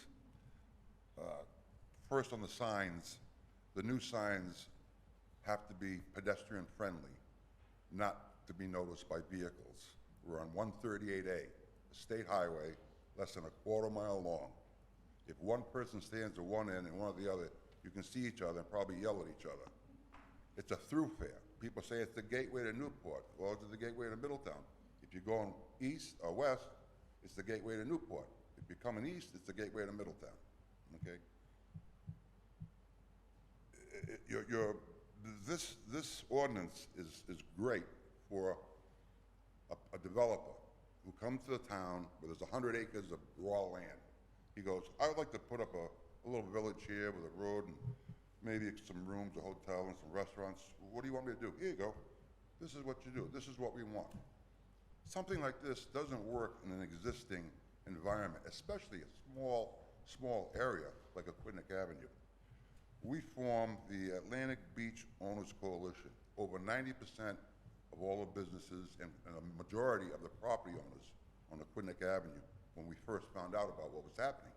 Again, we're sorry we weren't in all these workshops, but most of us never got noticed. Or if we did, we overlooked it, we were working, we didn't know. And we're not only angry, but we're more insulted or we're disappointed that in this small town where a lot of town officials come to our restaurants or come to our inns and stuff like that. Nobody came up and said, hey, Comus, how come we didn't see you at the workshop the other night? Or, hey, Jeff, what do you think about this? And we go, what about what? You know, I happened to find out by accident twice. You know, luckily I didn't pay my taxes on time, so I came in to get off the list, and I looked, and they're in the second reading for this, or the first reading for this is the council. That's when I came to council. I said, we didn't know about this. But besides that, we are organized. We have a couple attorneys, land use attorneys, that will be at the council meeting. Also, we forwarded this, and I sat down with Steve Kirby today. Everybody knows a good real estate expert on the thing. We came up with over 35 contradictory and restrictive ordinances here. And again, this is like camouflage. It's like disguised in here, taken away from the overlay vision, which sounds great. We like that overlay. It's happening now. You know, just to pick one out. I don't know, say trespass. Okay. Let's leave that one's kind of long. Just like say no more bars, no cafes, no bars serve alcohol. You know, where'd that come from? You know, the exact termination. Why? Well, I'll address whichever items you want me to address, but on that particular item, the planning board's feeling was that any bars that we have in town serve food, and therefore they would fall under the restaurant serving alcohol, so it is a permitted use. So no more bars. It says no, a tavern, cafe, club, or cocktail lounge, alcohol beverages. If they serve Now food. it's a special use. No. In the new- Comus, just listen. I'm sorry. If they serve food, it's considered a restaurant serving alcohol, which is allowed. Okay, but not a bar just serving booze. The discussion, I encourage the planning board members to participate. The discussion was amongst the planning board members that there are no bars in Middletown That don't serve food. that don't serve Okay, food. so, yeah, okay, fine. So this is allowed as long as you serve food. Yeah. Right. There is a bar or a tavern allowed still if you sell food. What's the definition of food? A hot dog, potato chips, dinners, or what? Everything's subjective here, in other words. Like I said, there's over 40 that just goes on and on and on, and we're going to present all these objections to the board in a formal letter to you. But let me tell you a story. A long time ago, in a little beach village called Island Park out in Portsmouth, where Flows is, the head of the DOT and the head of the Chamber of Commerce, Keith Stokes at that time, had a big meeting at the town hall. And they both said, we're so excited, we're going to do this entire road over, Park Avenue. We're going to put lights up and pave it, fix the sidewalks, put up benches, everything. It's gonna be beautiful, all right? Almost exactly 20 years to the date it happened. 20 years. So if we all think that the DOT is gonna come down there and do all this road work, it's not gonna happen. It's not gonna happen soon, you know? One thing that we'd like to know, in this consultant's report, specifically says several times that there's gotta be a committee formed of business owners and town officials. Was there ever one formed? Was there ever a committee formed of business owners and town officials to draft this? I No. don't think so. No. We never got noticed. There was the original Specifically committee. says it, Didn't that have business people represented on it? you know? There was no committee. It was No, the planning, it was the that's what we planning want. board. Drafted the Atlantic Beach. Oh, the Atlantic Beach District, Yeah. yes, yes. I thought we were talking about this ordinance. No, no, Who's on the committee? going back Remember when the committee? Atlantic Beach, it wasn't Yes. there, weren't there There were business people businesses involved with that? represented, yes, Yeah, For the master plan. the master plan. That's what you were looking yes. So, Neighborhood Business Association. Another recommendation of this plan is the formation of a neighborhood business association within the district. Was there ever a business association? We just formed this because, like I said, this is all new to us, even though it's been going on for a long time. So we're available to sit down with the board and to sit down with some officials and go over this, because some stuff we like and some stuff we don't. I mean, where's the committee that was formed with business owners and the officials? That suggestion was for the business community to create a business association. And it says It's here not that- up- it's not up to- It says, the consultant says that it should be a committee formed of business owners with the town officials. Just them, no abutters, no neighbors, no people that live 3 miles away. So that's what we're asking for. You know, we can go all night long on this, but that's why we have attorneys for.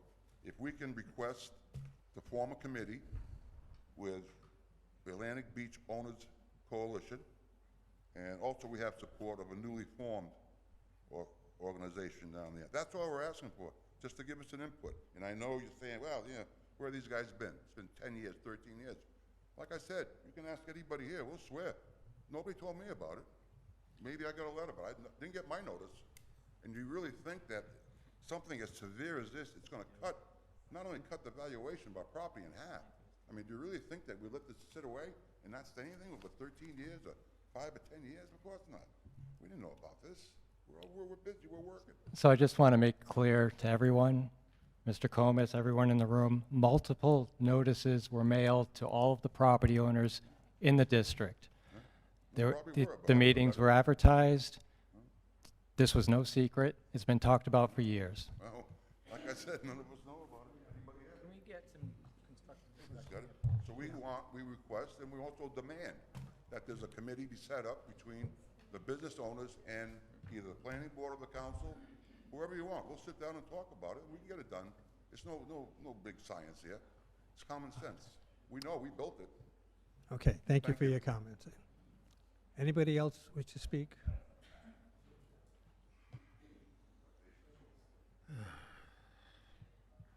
Leon Amarant, 60 Island Drive, 25 Crescent Road.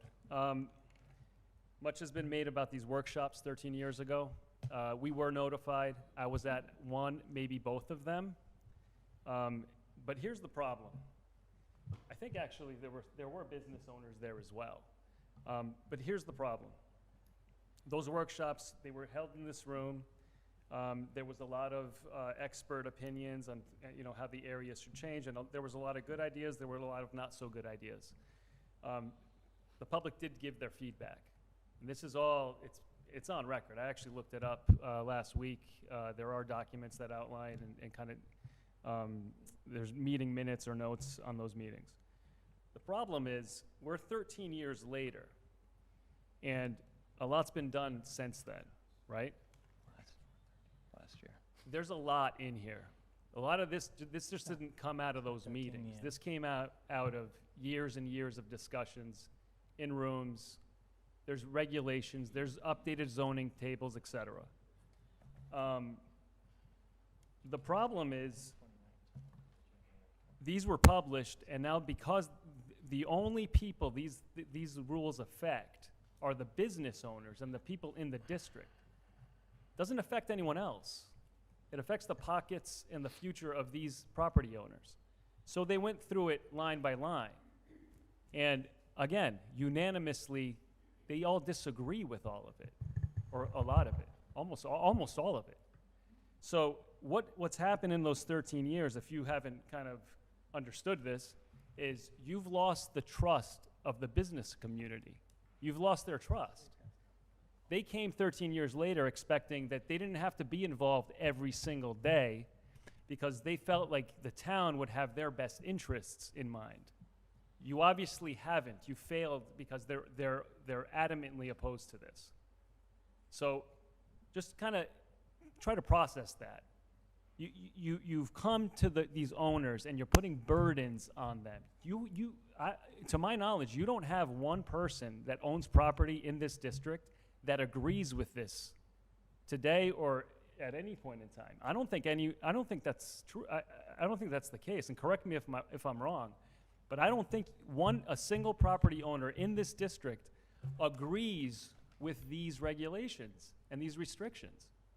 So I don't understand how you can pass something like this that affects property owners. The only people it affects, they all disagree with it. So how can it be passed? Is it because you don't like the way their properties look and you want them to look a certain way? There's a simple solution to that. Every single property is for sale. So if you can make an offer on any one of these people's businesses, buy their business and then design it however you want. Hold on. They've made their investment. They've made their investment. And, if this was your house and someone told you there's only a certain type of siding or window or amount of coverage of parking or whatever, you would be in here arguing it too. You would not accept it. So what you're doing is you're putting new restrictions and limitations on property owners. And again, this is a principled argument. I would be in here if it was my property too, okay? And so would you. So this is a matter of principle. You are trying to add new rules, restrictions, and regulations. And it's not just suggestions. It's required, okay? It's not just and even if they're grandfathered in, again, as a matter of principle, anyone who buys that property is going to look at these, and you've reduced and removed value from their property, which means value from their retirement, which means value from their future. You removed it all with every single requirement and restriction in this document. Thank you. Hold on. Let me tell you, we're doing this because it's what the town council asked us to do in response to what the comprehensive plan states. That's why we're doing this. We're not doing it to make your life miserable. So far I've heard one specific item that is causing hardship to you, and that's signage. And please, let me speak now, okay? And I've heard a suggestion that we can take under consideration. We're not against making this a better document. But you can't come up and just complain. Give us specifics. And what I'm inclined to do is encourage you.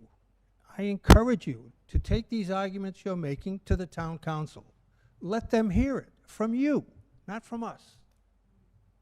And see what happens. They are the ones who the voters put in there to make these ultimate decisions. We are responding to direction from the town council looking at the comprehensive plan.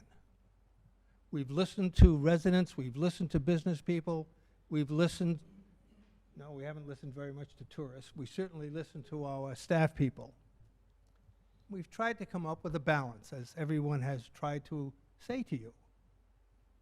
So, and I also want to mention, we've heard a lot of arguments over and over again.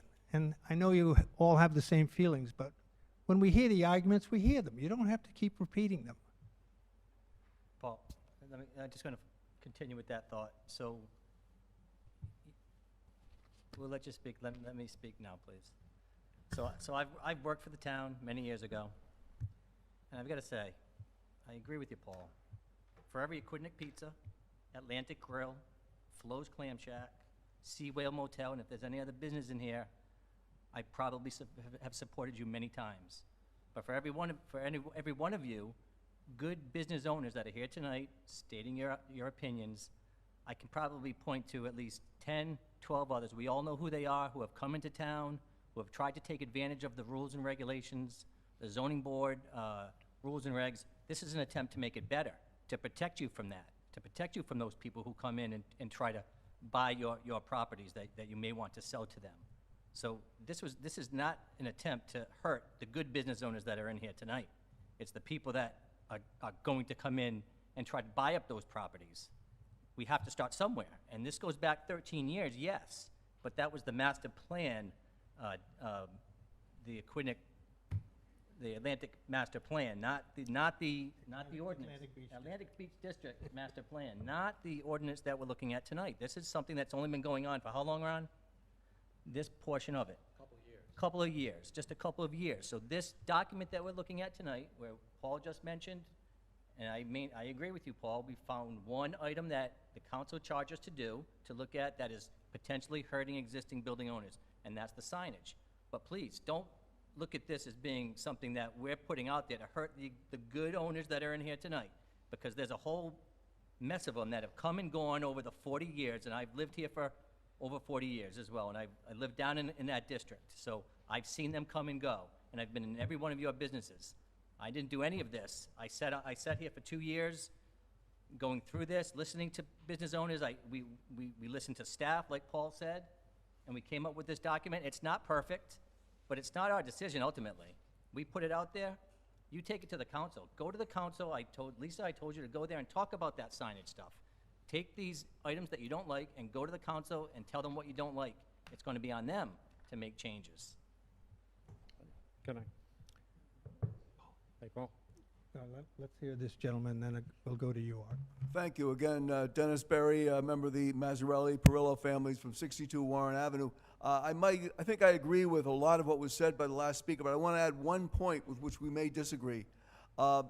He indicated that there were only the business owners in the district were concerned. We are abutters to the district, and I think abutters have a lot of concerns. I haven't spoken much tonight except to raise one question because you've limited so far to hotels and to signage, neither of which really of what I have a lot to talk about. I have a few suggestions, but I just really wanted to make the point right now that there are a lot of other people than just the business owners who are concerned. And I note the first several pages of the ordinance are replete with references to the local community regarding residential users, the local benefit of local residents, needs of the local community. You can just go on and on.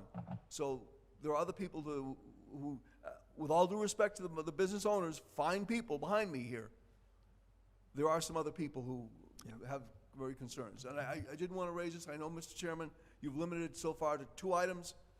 Those 2 items were not really with my direct interest, so I remain seated. Perhaps when you open it up, I'll have a few more comments. Thank you. Thank you. Art? You've brought up something tonight that's tangible, that we can deal with. And I'm going to recommend and put a motion together here soon about signs. I know about signs. I share your concern about signs. When we sat down in these workshops, this is when a list of problems should have been developed, and I agree with what I hear here. It's not just the business owners, it's the civilians, I call them civilians. It's the residents and business owners should have organized a group to have a mutual discussion among themselves and then brought their concerns list by list by list by list, and we can work on it and fix it if it's wrong.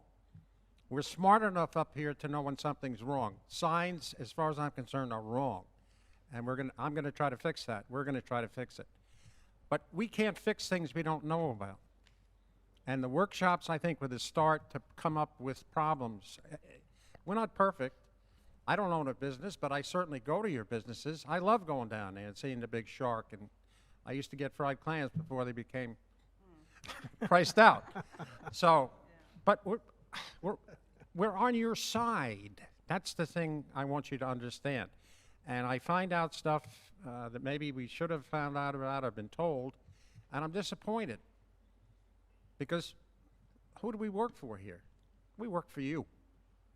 I mean, that's our job, and advising the council on things. So I think the one tangible thing besides the hotel thing tonight, I'd be comfortable in proposing that we remedy the particular deal on signs, and if we can grandfather things in, I would recommend we grandfather signs in too.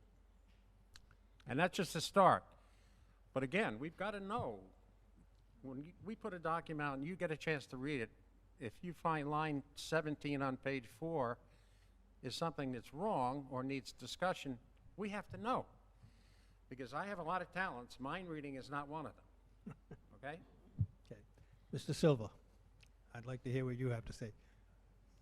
And then, no, Mr. Silva. Robert Silva, 8 Circle Drive, Middletown, and I'm also a member and chair of the MeDAC committee, which is the Middletown Economic Advisory Committee, to establish the economic viability of the community and to maintain it. I'm here to ask just a couple of questions and also to make a statement on MeDAC, because I think MeDAC started all of this, and these are some unintended consequences.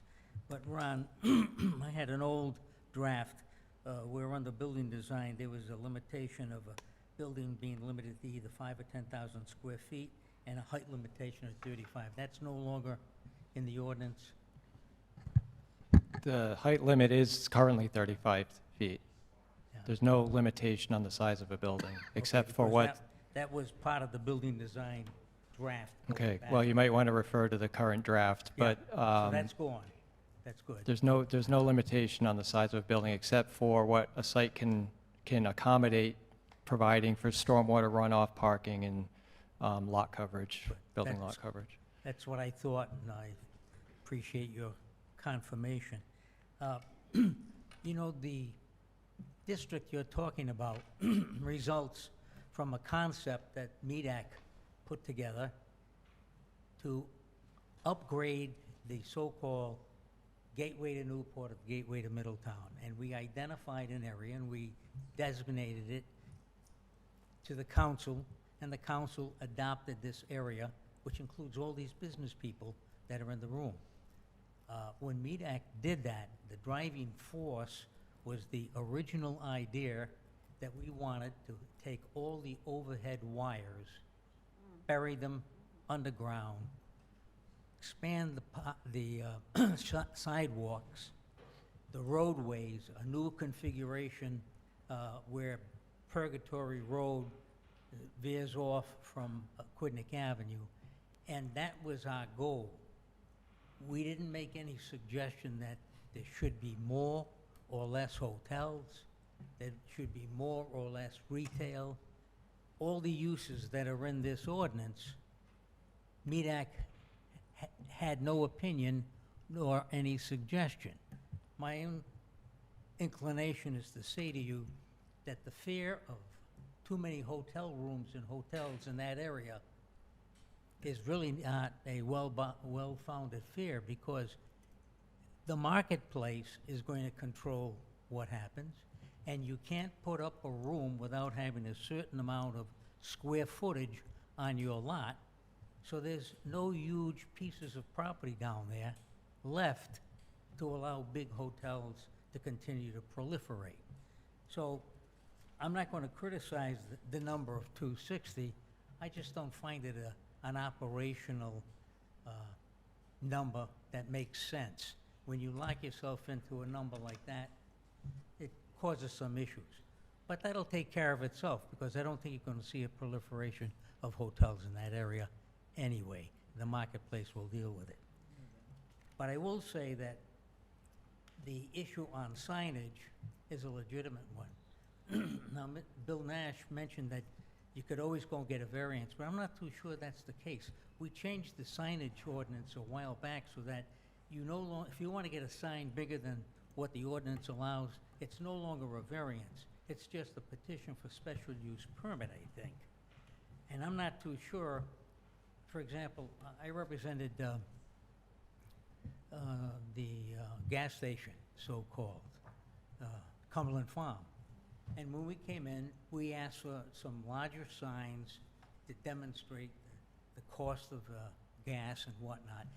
And we were granted relief to go beyond that. And believe me, they spent a significant amount of money on engineering, consultants, attorneys and whatnot. They got some relief.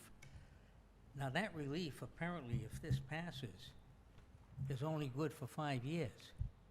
And the ability for Cumberland Farm to say, we now have a right to these signs, that just disappears. And I just don't think that makes sense.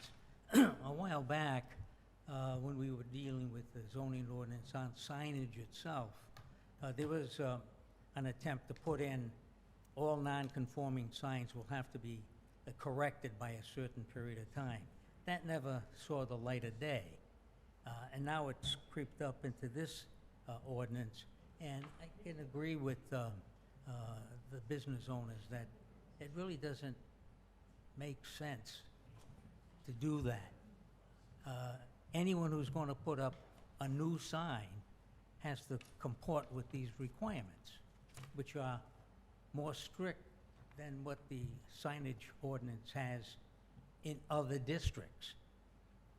These restrictions only apply to the Atlantic Beach District. Doesn't apply outside of the district on West Main Road or East Main Road. So I think I get a sense that Mr. Weber is about to try to correct that. And I would say I think it makes sense to do that.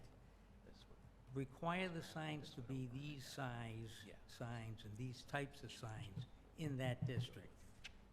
But don't mandate a wholesale 5-year review and removal of the signs. So I would support that type of thinking. And I know it's the town council that has to make the decision, but the town council depends heavily on the recommendation of the planning board. And I would ask the planning board to include that. Not necessarily. You know, I don't represent Comus, but if you don't change this, Art, that big shock that he has down there, I bet the zoning officer will tell you it's a sign, and in 5 years you're gonna get rid of it. Thank you, Mr. Silva.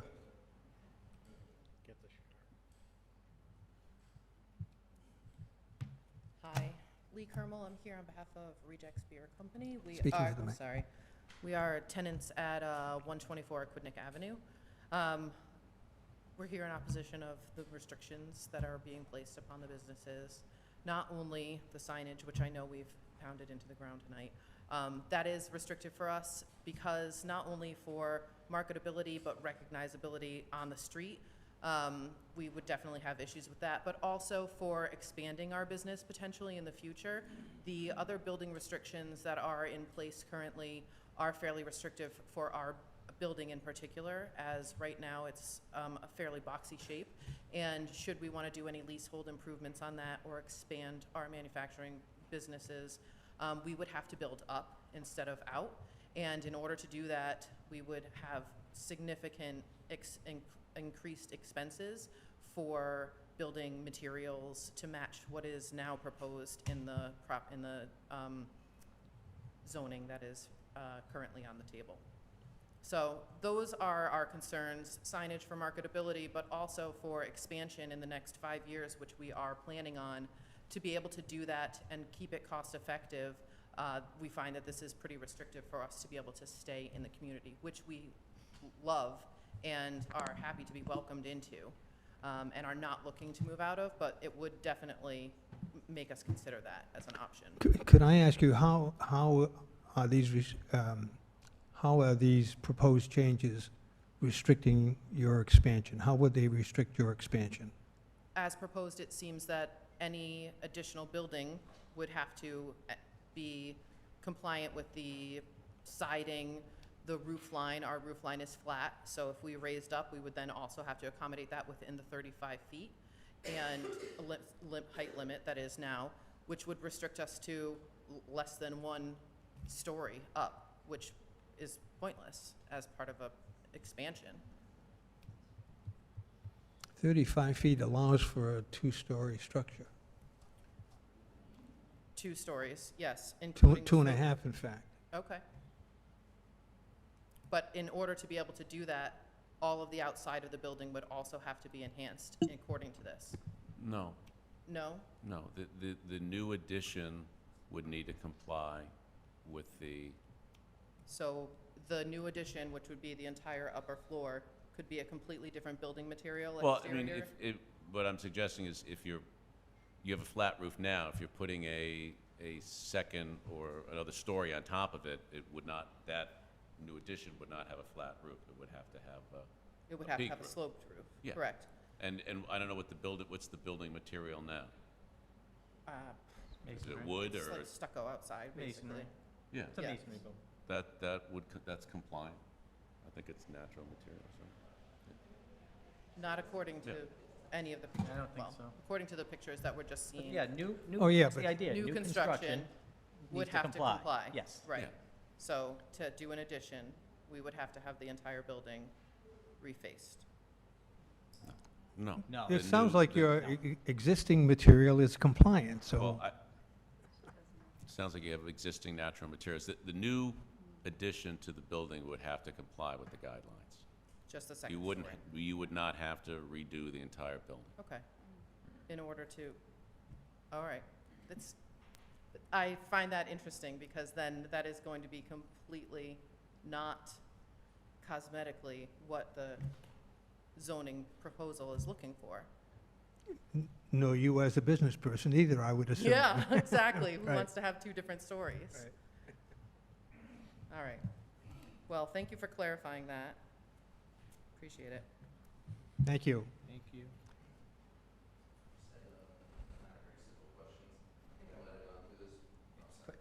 Speak into the mic, please. Yeah, Scott Carmel on the pond and Diego's. Prior to having rejects and still up above in that building, there is catering. That was always a catering building, obviously everyone knows, for 10 years. And before that, it was food packaging, I think, for hostilities or whatever he called it. Did that change to no from yes? Am I wrong on that? I thought right now that's allowed. Catering under this ordinance would be a prohibited use unless it was done as an accessory to a permitted use. So, for example, if you were doing a catering operation out of a restaurant, you'd be allowed to do that as an accessory use, but a standalone catering operation under the current draft would be prohibited. And was anyone involved? I mean, that could have been 13 years ago. Was that because there was ever an issue with Blue Rock or Chanterelle or any of them there? Or is it just because No, is it's there a no- mindset of like, we want people walking in a door and buying stuff? That's exactly it. The intent of the district is to have a pedestrian-oriented business district, and any type of a commercial use or Doesn't. manufacturing, things like that weren't seen as being the type of business that was what they were looking for in that area. Okay, and that's the same with nursery school, kindergarten, moving from yes to special use? Is that same idea? Well, I think the board can address this too, but the board went through the entire use table and tried to look at each use as whether, again, we're looking at a very small area of town. Yeah. And with the goal being to create a pedestrian-oriented business district. So they looked through that lens at each of the uses and thought about whether it makes sense from that perspective to allow each particular use. So again, the manufacturing uses are pretty much across the board prohibited. I can't necessarily speak to how they thought about each type of use, but that's the general idea of what they were going for. All right, obviously, I mean, some of our concerns are future value. The other concern, I remember when I went to, was it Nyack, how do you say it? I went to one of those meetings before we purchased just to kind of get a feel for, we were pretty excited about the development of Aquidneck Ave, and that's one of the main reasons. We knew that the pictures and everything proposed might not happen for 10 years or more, so that's fine. We made our own decision on that. But we were excited, but everything that was pitched to us was, it showed the existing buildings, and it showed our building as is. Rejects is obviously opposite of what the New England Colonial that they're proposing is. If there had ever been some thought of, hey, this is going to look like Portsmouth Commons, we never would have even considered moving down there, because we don't want to be in a strip mall-looking colonial village. The Aquidneck Island's cool, it's funky, it's local, and I remember it also referenced in that meeting, they were like, this is going to be like what Newport just did in Broadway. We were like, great. No, Broadway's not perfect. It's got plenty of downsides. That's why we don't do business there. But it is cool and has a nice local vibe. It doesn't feel like a bunch of chains or like maybe one person owns every building sort of look. So I know some of that is probably too far gone, and a lot of hotels and stuff are beautiful as shingle colonials, but that's part of like, for maybe a newcomer to the area, we think it's kind of charming as is that it's diverse. So. Thank you, guys. Thank you. John, go ahead. Thank you, Paul. I want to get back to something that Art said about signage. Again, we do not operate in a vacuum. We encourage, this is why we're here tonight, we encourage everybody to come up and state their case. But it would have been nice if more people attended the public meetings and we could find out about this sooner. This is what participatory democracy is about. You come up and state your case. We've been at this 2 or 3 years, Art. We've rarely seen anybody. Just come and talk to us. But I don't know how the rest of the planning board feels, but I would like to advise the town council to either grandfather the existing signs in right now, as soon as they can, or just eliminate this ordinance altogether. But I don't see, look, when we started this, the pandemic didn't exist. Everything was rolling along. I ran several large companies, and I know what down years can do to a large company. I can't imagine what some of this has done to the smaller companies. And I think we should do everything we can to help the people that have hung in here for all these years through good times and bad, especially the pandemic, to help them out. And I have no problem saying either grandfather these businesses in or eliminate this ordinance altogether. I don't know how the other members of the planning board feel, but I think they're due some consideration on that situation. Rather than just grandfather them in, I'd rather we modify that to say, when they change it, they conform. If I might, Yeah. actually, I'm going to let the solicitor explain what he's going to suggest, but it would eliminate the 5-year sunset provision and allow for grandfathering and bringing signs into conformance when things change. So, Yeah, so right now, under the current sign ordinance, so this is under the rules that apply to everybody already, okay? For non-conforming signs, this is under section 1207 of the zoning code. Provides that non-conforming signs may continue but may not be enlarged or replaced except in conformity with the requirements of this subchapter. So if a sign is replaced, it has to conform, but if it is... That's what's in the ordinances That's now. what's in the current ordinance, but, So we can just but it can stay. A non-conforming sign may be altered in whole or in part in a way that diminishes the extent of the non-conformity. Any sign which is deteriorated to such an extent that the cost of restoration would exceed 50% of the replacement cost shall not be repaired, rebuilt, or altered except to conform to the requirements of the ordinance. And prohibited signs may not be enlarged or replaced. So that is what's on the books right now. So we can either essentially, eliminate this. You can keep it as is. If you replace it, you've got to conform. Yeah, so, or we can simply say here that non-conforming signs must follow the existing ordinance. Yes. Right? That's what Okay I would with- recommend, so that it's once again, it just leaves it as is, and all those rules I just read are part of the existing ordinance right now. Okay. Can I have that in the form of a motion? So moved. Second. Motion's made and seconded to modify the section on non-conforming signs to simply follow the current in-place ordinance. Question? Is there any discussion? Bill? Yes. So, this shouldn't be hard for me, but it is. Rita and Ron, please try, we've worked on this for, it's been 2 years. It has not been 13 years, for the record. But I'd like to know, because I needed to reread it and try to refresh my memory on why we arrived at that in the first place. Because that is the only provision in the current proposal that will affect existing building owners. That's pretty clear to me. So how did we arrive at that? And through our work on the use table, through our work subcommittee, and I don't mean to kind of put you on the spot, but I kind of just want to know how we arrived there and how did we just kind of, I know we didn't, I'm not going to say we singled it out, but we certainly had a reason for putting it there in the first place. And I sense that it was because the signs that we've talked about tonight are all fine and well and good. However, I may still maintain that there's an entity out there of not so good business owners that will take advantage of that particular sign ordinance and make it, exploit it. And so that's, I don't know.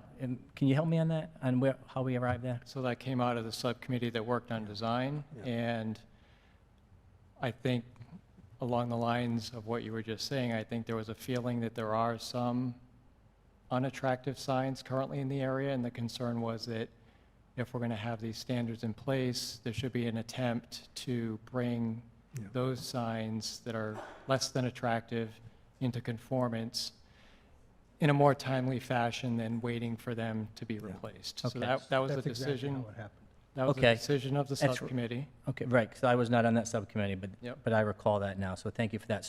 So why not, so I would concur that the existing language is helpful, but why not,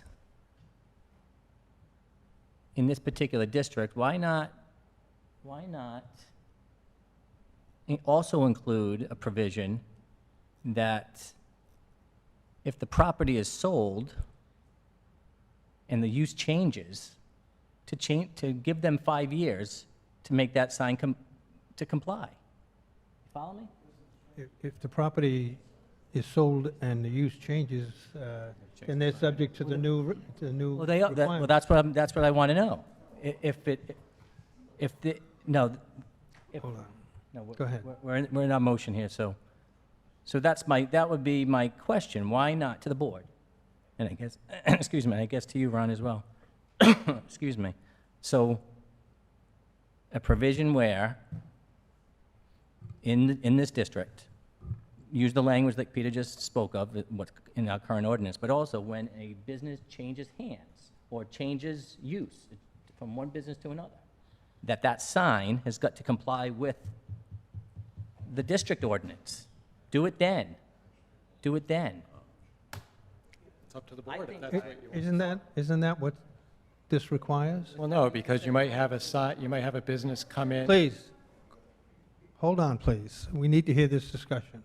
You might have a sign that is refaced. If a new business comes in and they reface an existing, for example, an internally illuminated sign, which would be prohibited, they'd be allowed to reface that sign without replacing the box, the internal illumination. So that's the issue. Just changing the business doesn't necessarily solve the problem.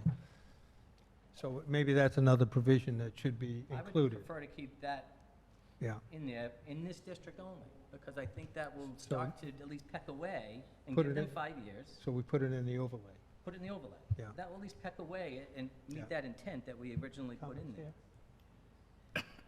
Any other comments?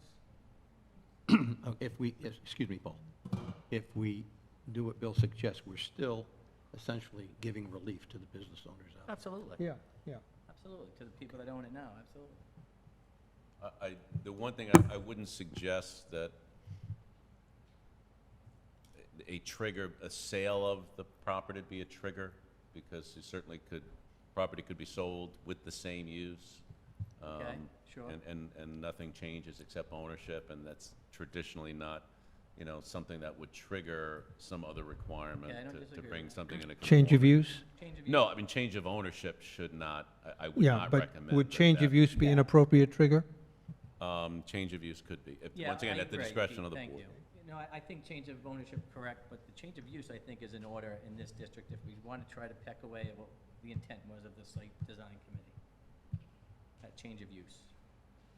So I'd ask for an amendment to that motion. So the motion now is stated to be, to change this section, non-conforming signs, to one where it must come in compliance either if the sign is upgraded by the existing business or a new use happens. Well, I think the original motion was to change that provision so that it simply complies with the current ordinance, Yeah, section right. 1207. Yes. And then you could add, provided that if there is a change of use, the sign will It be should brought also into be- conformity Within 5 years. within 5 years. Okay, you made the motion? Who made the motion? Somebody made- somebody made it. Do you accept that change? I do. And who seconded? I did. You I accept the accept change? Okay, we have this motion. Make it quick, please. One more Oh, comment. point of order, Yep. Paul, we're in the motion discussion. Well, he will before that. It's my discretion to allow discussion, so make it quick, please. I want to understand, if I buy a business and all I do is change, all I want to do is change the glass from that name to my name, I have to upgrade the whole sign? We just said change of use. Change of use. No, Not change name, of ownership. change of use. I don't know why you keep money in the waters and you don't just keep it. If I buy, but I don't change the sign, I change the use of the business, but I don't change the sign, why are you making me change the sign? Just because I changed the use of the building, the business. Thank you. If I buy a bakery and I turn it into an electric shop, why do I have to change the whole sign? Thank you for your comments. Any other discussion for this motion?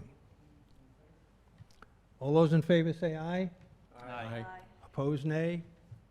Motion passes. Thank you all. The third item is there any other issue that you wish to bring before the planning board? And this gentleman said he had something, so I'll recognize him first. Thank you, Mr. Chairman. Dennis Berry. I'm a member of the Mazzarelli and Perillo families. We live at 62 Warren Avenue. We have property at 62 Warren Avenue. Don't all live there full-time. Heard quite a bit of conversation. I look at this district as being very difficult on you and all of us. It is clearly bisected by the main road, Aquidneck Avenue. We are abutters to the district, so we are not in the district. But it is a maxim of zoning law that it is as at the abutting line that you must be the most concerned. If you look at to the west, abutters to the west of the district, is the water. Don't have many abutters there. Abutters to the east of the district, you have your Warren Avenue, you have up Newport Avenue, Seascape Avenue, and so forth. We happen to be at Warren Avenue. We're the fifth property in, if you happen to have the plan in front of you. A couple concerns that I have. Now, I did notice, as I mentioned in my previous comments, that at least the initial part of this ordinance as written is replete with very good language about surrounding residential neighborhoods and better serve local residents, the benefit of local residents, the needs of the local community, and so forth. So you can see, and I appreciated that when I read this, that clearly the local residents were under consideration. We are the local residents. To the west of the district, not many abutting residents. Water. Couple of things.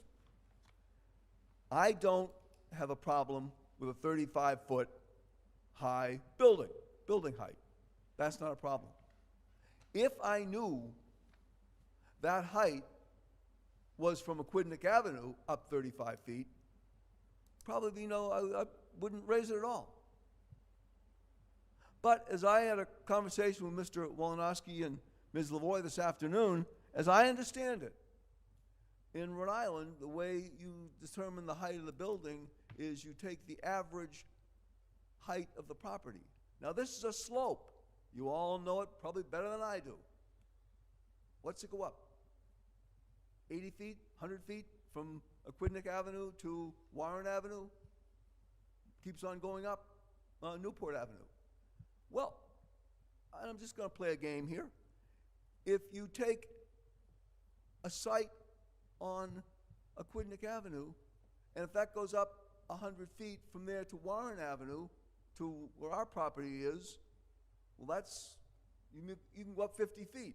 So does that mean you can build your building 85 feet high? Or then it has a provision here to add 6 feet if it's a floodplain, so can now it go 91 feet high? That's a problem. I don't know exactly how to. Can we address that now before you go into the other questions? Can we So just to clarify. Yes, please. Current definition of building height under the zoning ordinance as well as the state law is the average height within the foundation of the building. Of the building? So, yeah, it used to be within the average, within the building envelope, which is bigger, but it's within the foundation, within the four corners of the foundation of the building.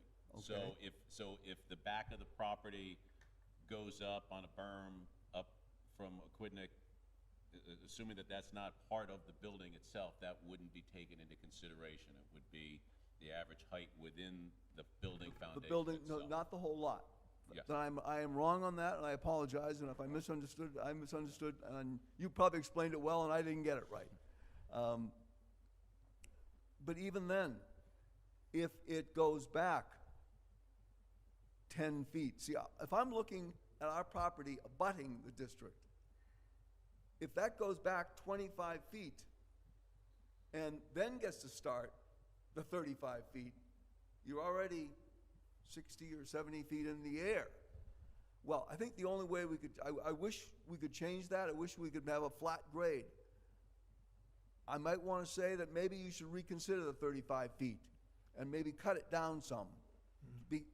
To take advantage, because it is the topology, which is one of the considerations under the Rhode Island zoning law of this particular district.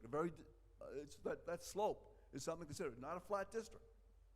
Flat district, I wouldn't even be here talking about it. Second thing, you've also raised your parking in the rear. Before you leave that. Excuse me? Before you leave that point. Yes, sir. I have the same concern as you've expressed, as Mr. Wolanski knows. He and I have talked about this, but it's a state law right now. I understand that's the Okay. problem. I understood that's part. He and I chatted about that, gee, could you redefine it in the, no, you can't redefine that. You can play around with the height distance. You can make it 5 feet, but you can't play around with the definitions. I understand that. That's part of the problem. If Middletown could rechange the way you define a district, we could have a conversation. I understand that you want to put the parking in the rear, okay? Because you want to go to a seaside village. I'm thinking Rockport, I'm thinking Falmouth, that kind of thing.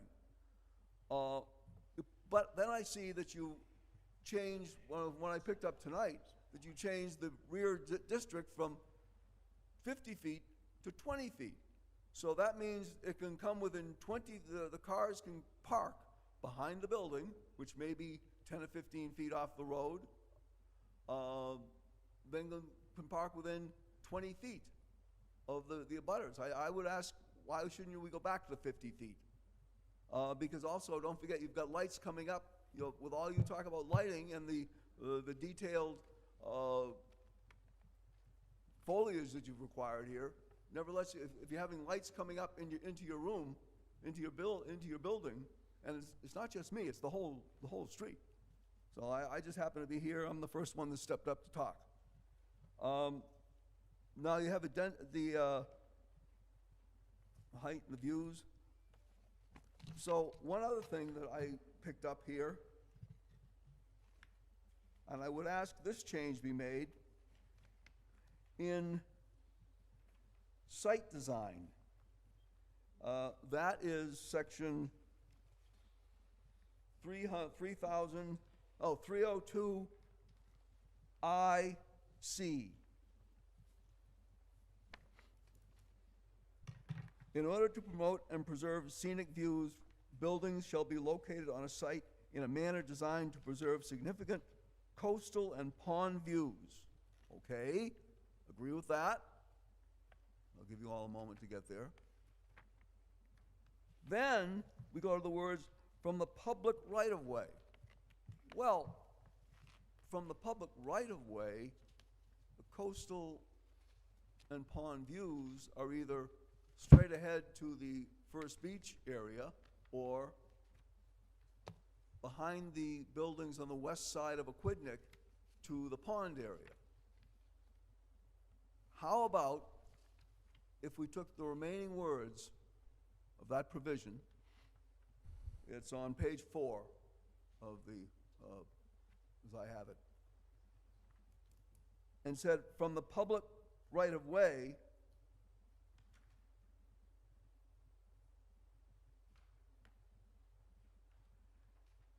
and inserted the words from the purpose clause for the benefit of the local residents, designed to preserve significant coastal and pond views for the benefit of local residents. It's on page 2. I'm taking language right out of the ordinance. So I'm going from page 4, section IC, and I'm asking you to delete the last 7 or 8 words from the public right-of-way, which is Aquidneck Avenue, I presume, and replace them with the words, for the benefit of local residents. That way, that would go a long way to ensure that the building would be, and all constructions would be preserving the views of the local residents. So can we just be clear here? It's actually EC on page 4. It's not I, it's E, letter E, correct? I want to make sure it's E. Page 4. But it's letter E. E. I am sorry, my printer is site design. That's my printer. worries, but My it's printer, So, E-C. And let's read that the way you'd like to see it read. Okay, well, I'd like to see that. In order to promote and preserve scenic views, buildings shall be located on a site in a manner designed to preserve significant coastal and pond views for the benefit of local residents.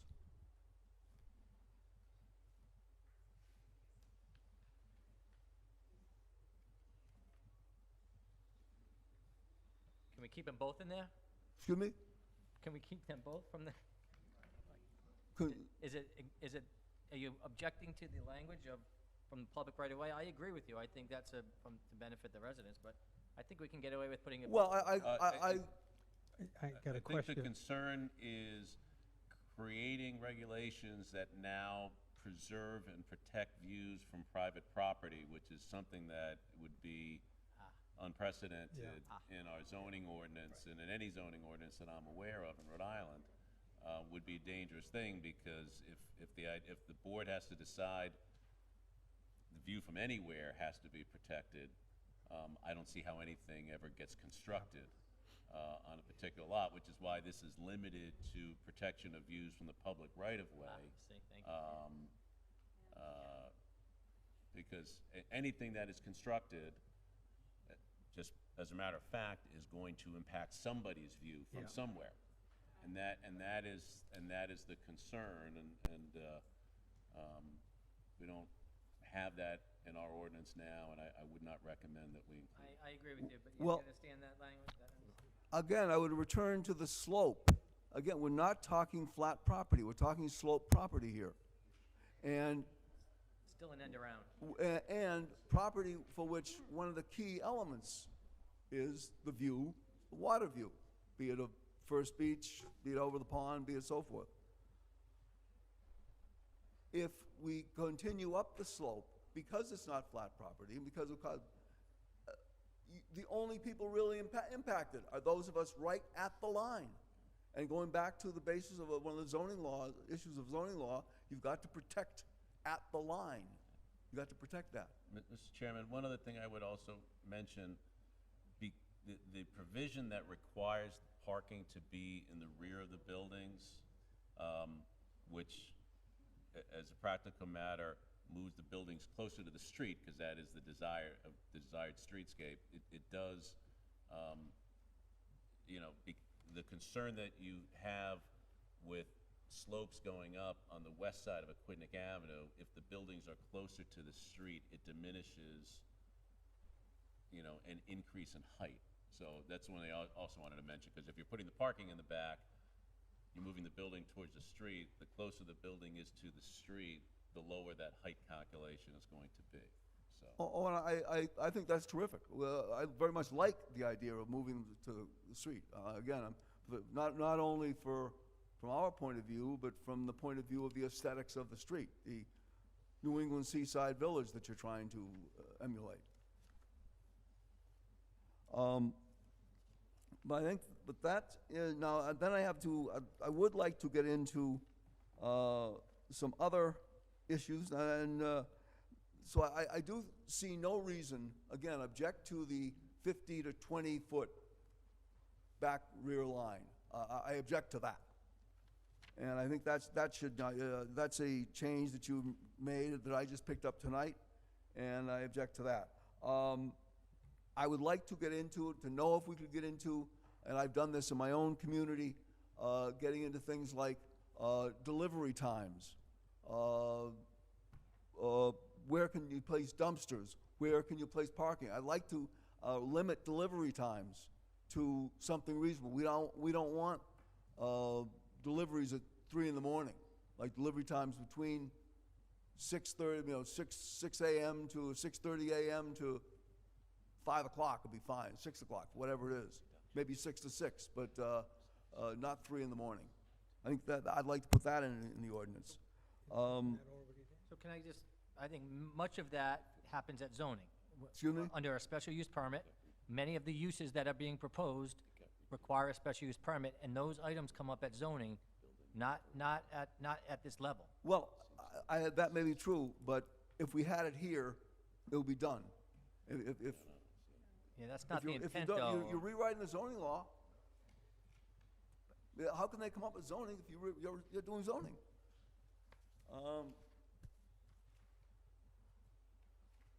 I think those are my key points. I do appreciate the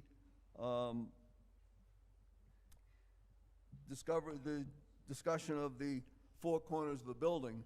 I just would, and again, would love to talk with our friends in the building, in the business community, but I think the idea that the people in the community, in the business community, are the only ones involved here, no. Let them be known there are residents and there are abutters who are going to be very concerned with all of this. And I'm going to be talking to my own family and other abutters, and we'll perhaps whether or not we approach the town council. Thank you very much for your time, sir. Thank you. Thank you. Oh, yeah. No, you and then her. A lot of our members are here. We want to thank you again for having this, because it was at the request myself that I kind of, begged the council to give us another chance. Again, we apologize for not being at these meetings, but maybe a couple, I think Leon was here. I came to one by accident, like I said, but the majority of us didn't know about these. We wouldn't wait till the last minute to come in here and try and change everything. We're all in agreement that the existing zoning laws are more than sufficient now. We have enforcement for them. The new building on Wave Avenue that Gus built with the ice cream shop underneath the apartment, it's a beautiful building. That was built under the current zoning laws. Cumberland Farms was built under the current zoning laws. Lisa and Telly's beautiful building, built under the current zoning laws. So we feel strongly that that's enough. There's enforcement. we've seen the changes, it's working. Everything, people down there having a good time, things like that. It's not so much that this is bringing a hardship on us existing. It's like if we want to expand our business, what can happen? What can we do? We're very limited because of these ordinances that are in here. Again, Mr. Kirby's working on a complete, his assessment of this and recommendations, and we're going to mail it to you and to the town. We're going to the town, we'll have legal representation on land use experts. My question is tonight, though, what do we have to do? Can you make a motion to the council, or can you recommend to the council to establish a committee with business owners, our association, and the council, or with the planning board?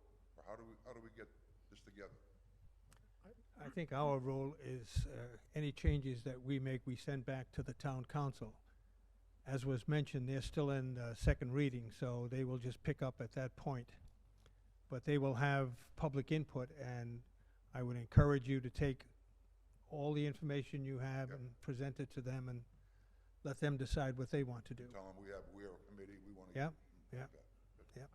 Okay, thanks a lot, really, Yeah, everybody. Well, Appreciate it. let me add to that. we really appreciate your participating here. Which have been soon. Go ahead, Art.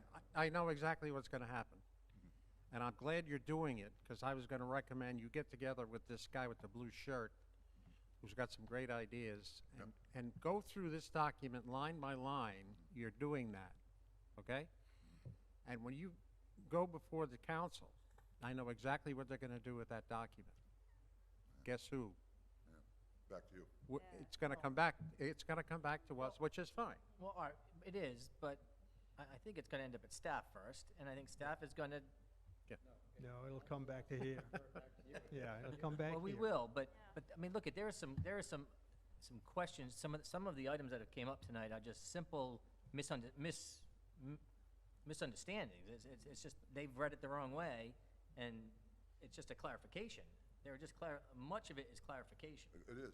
There's not a lot of differences. It's just clarification stuff that aren't gonna sit up here and clap. So the question is, if they prepare this document, is it worth having you review it before before they approach the town council? I'm happy to do that, but that means the planning board's not going to have an opportunity to address any of the issues that they brought up.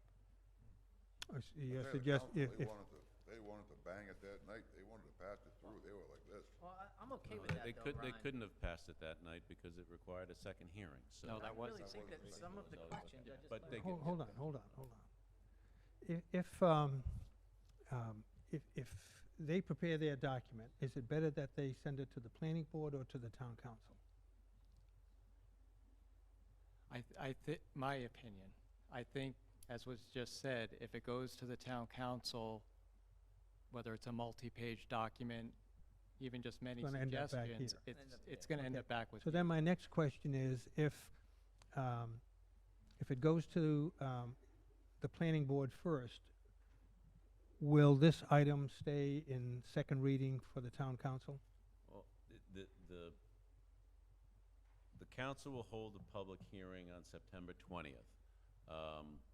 I don't know what they will do at that point in time. The options are. Whether that- this document comes to us or not?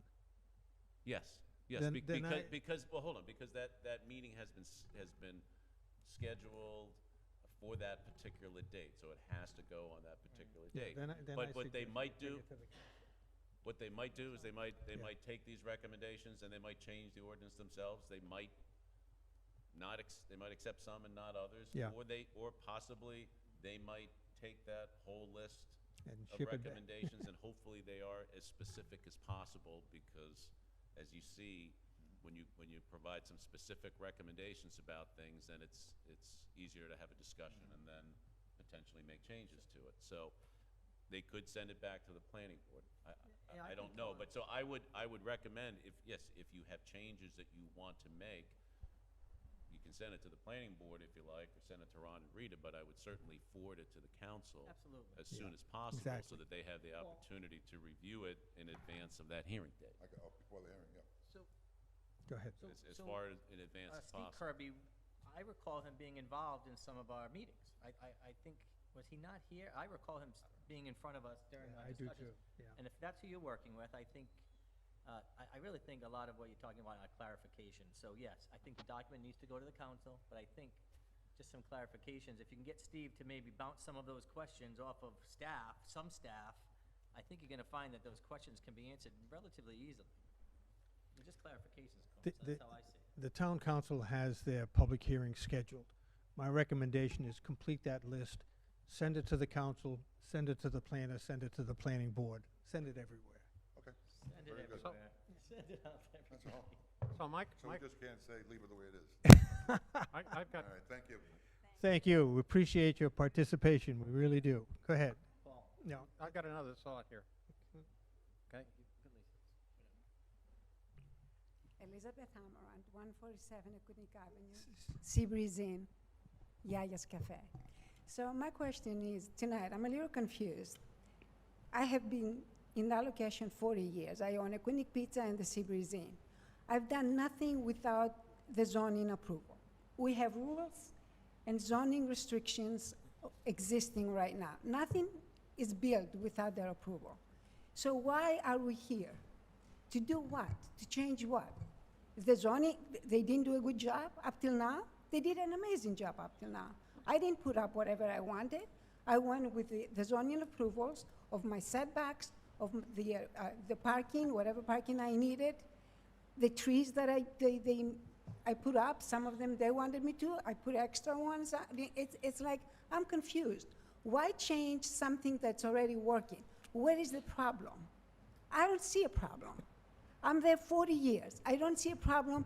I love the building across the street, the motel. It belongs there. It's a motel. His sign is beautiful. It belongs in that building. There's nothing wrong with it. I love floors. It gives it a different look. It's a beach look. What's the problem? The only problem I see is the sidewalks. Make it pedestrian friendly. It's not. So if you want my sign to be a pedestrian, for the pedestrian to see another traffic, fix the roads. Make the roads pedestrian friendly.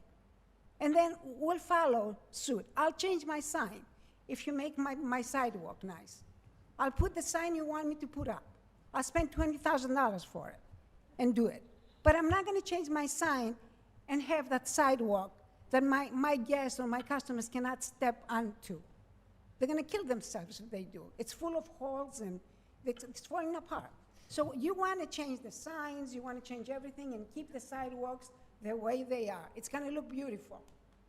You all know it's not gonna happen. We've been, another question that I have, and I looked at it. In front of my building, to the left of my building, it's a property that belongs to town that I've been taking care of for 40 years. I put trees in there, I cut the grass, I take care of it, I make it look like a park. Now you spend a lot of money, consulting, a lot of money, to tell me that you're gonna take that piece of property that belongs to town and move it across the street. Why? Why is it gonna help? Except for spending money. It's not gonna help on anything. I already made it look like a park. I have benches over there, I have trees over there. It's not my property. I take care of it.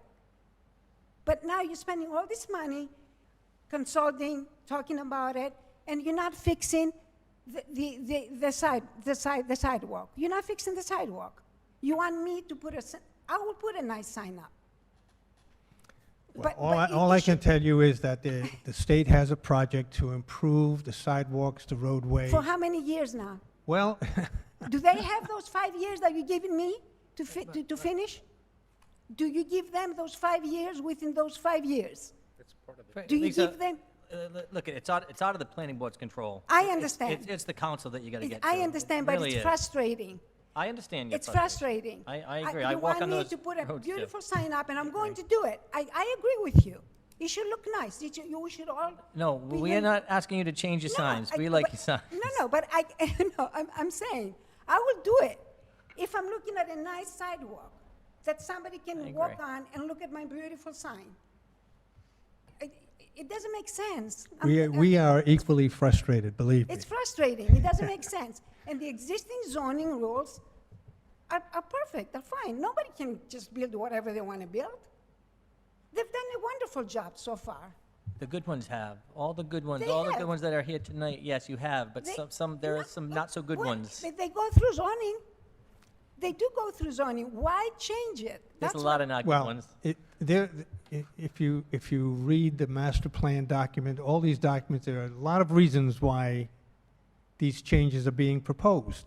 A lot of those come from residents, not just business people. I understand. We're trying to make it good for everyone. But we're also residents. I've lived in this town 50 years. I'm also a resident and a business owner. And We're trying to all make of it us- good for All of everyone. us are an asset to this town. You Yes, have to of think- course. You have to remember that. We're an asset. Every single penny that we made, we reinvested it in this town. Every single penny. We didn't take it and go to a different town or a different country. It's in Middletown. Not even in Portsmouth or Newport. Every single penny that we worked and made in Middletown, it stayed in Middletown. Lisa, you're right. I encourage you to take your argument about your frustrations with the sidewalk, take it to the town council. They need to hear that frustration. Lisa, not just from you. Look at From everybody all of that's in us. here, right? The people that you need, your one voice. If you have one good voice, you guys have a solid voice here. That's the voice that they need to hear. They don't need to hear from 14 others. It's one solid voice of the community, the businesses that live down there, that work down there and own down there. Come as one. That's what they need to hear. That's what we So- hear you. In the interest of moving on, we hear you, we share your frustration. I want to see if there are anyone else from the public who wishes to speak. No, I understand. Okay. I'm just, like I said, and I respect my neighbors, but I don't want them to dictate to me what I can do with my investment. That's not right. The zoning board they can tell me what to do and how to do it. But to sit over there and listen to every neighbor that comes against the business owner because of what? It's an all of us have improved that area, the neighborhood. It's an improvement. I don't see a problem. I don't see noise. I don't see the traffic that everybody's talking about. It's not that bad. I'm right there, 40 years. So if there's not a problem, why are we talking about it? It's not a problem. What is the concern of the neighborhood? None of us have bars that are partying all night. It's a beautiful neighborhood. And then with all the rules that you want to pass, singling out that specific neighborhood, it's not right either. You have to do it as an overhaul for the whole town, or you can just pick that neighborhood, like Como says, that you can see from one end to the other if you stand on the street. You pick that just one neighborhood and make all these changes for that specific neighborhood. Well, That's that my again law. is guidance that we got from the town council. So if you have that complaint, I suggest you, Unfortunately, I work 7 days a week. I don't have time to go to town council. I took the night off tonight to come to you. Hopefully you listen. I appreciate your time. Thank you very much. I appreciate your comments. Thank you very much. Yeah. Yeah. I apologize, I keep coming up here. A couple more points. I was wrong, I think I was wrong. It sounds like these workshops happened over the past 2 years? Yeah. Is that right? Yes. So let me ask a question. What else happened over the past 2 years? With A respect- global pandemic. These business owners 2 years ago were... Excuse me, the workshops were before the Oh, shutdown? the workshops were when? Before? July of 2019 and January of 2020. Okay. So July of 2019 and January of 2020, before the pandemic. Yes. Okay. This meeting's in August. One of the workshops was in July. When is the busy season for every single one of these business owners? July and August. You're pulling these people out of their livelihoods and asking them to attend workshops when all they want to do is sleep because they've been so busy all day long. The one in January, sure. I concede to that one. But these should have all been happening off-season. Another thing, if they're not coming, like Comas said, this is a small town. You could have solicited their input. You could have gone down and asked them, what do you think about this? Here's what we're thinking. And you would have had a much better version of this document. You would have. That's just common sense. If you didn't have any business owners contributing or property owners to this document, which it sounds like you didn't, we wouldn't be here today. This would have all been vetted over the past 2 years. You need to bring them to the table. I think as of right now, it sounds like you don't have buy-in. So this thing's dead in the water, whether it gets passed or not by the town council. This thing's dead in the water. You don't have buy-in from the people that are impacted by it. That's a fact. And if you don't have buy-in from the people that are impacted by the rules, how can you sleep at night knowing that you've dictated rules to people without their buy-in and their input? So I would suggest you make a motion to table this, if you can, with the town council, pump the brakes on it, give it another year. Now that you have a committee put together, sit at the table with them, review this line by line, revise it, bring it back to the council, and then you'll have a document that you might actually, people might agree on.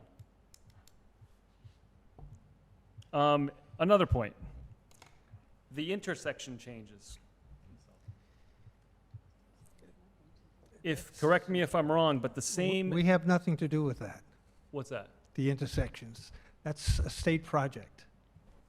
Right, but okay, so one in particular, the one on the intersection of Memorial Drive, Purgatory, and Aquinic Avenue. Was that not approved by anyone in the town? The town council, Approved it? yes. Okay. And those suggestions for that intersection came from who? Wasn't it part of this document? No. It wasn't part of the Atlantic Beach District? It was It's a state, state, Beach District Master It's called the It TIP. was in the Atlantic Beach District Master Plan, wasn't it? Yes. Okay. Is that what we're talking about here? This is No, part of the, We're this is talking different? about a zoning ordinance. Okay. Okay, but the point is that you bring in experts in with their suggestions on the intersections, design standards, et cetera, et cetera. Your experts are right here. I mean, these are the experts. They live in the area every single day. They watch it every single day. That intersection that they changed down there, those are experts in their offices in Providence or wherever they are, looking at things on paper, saying how things should be.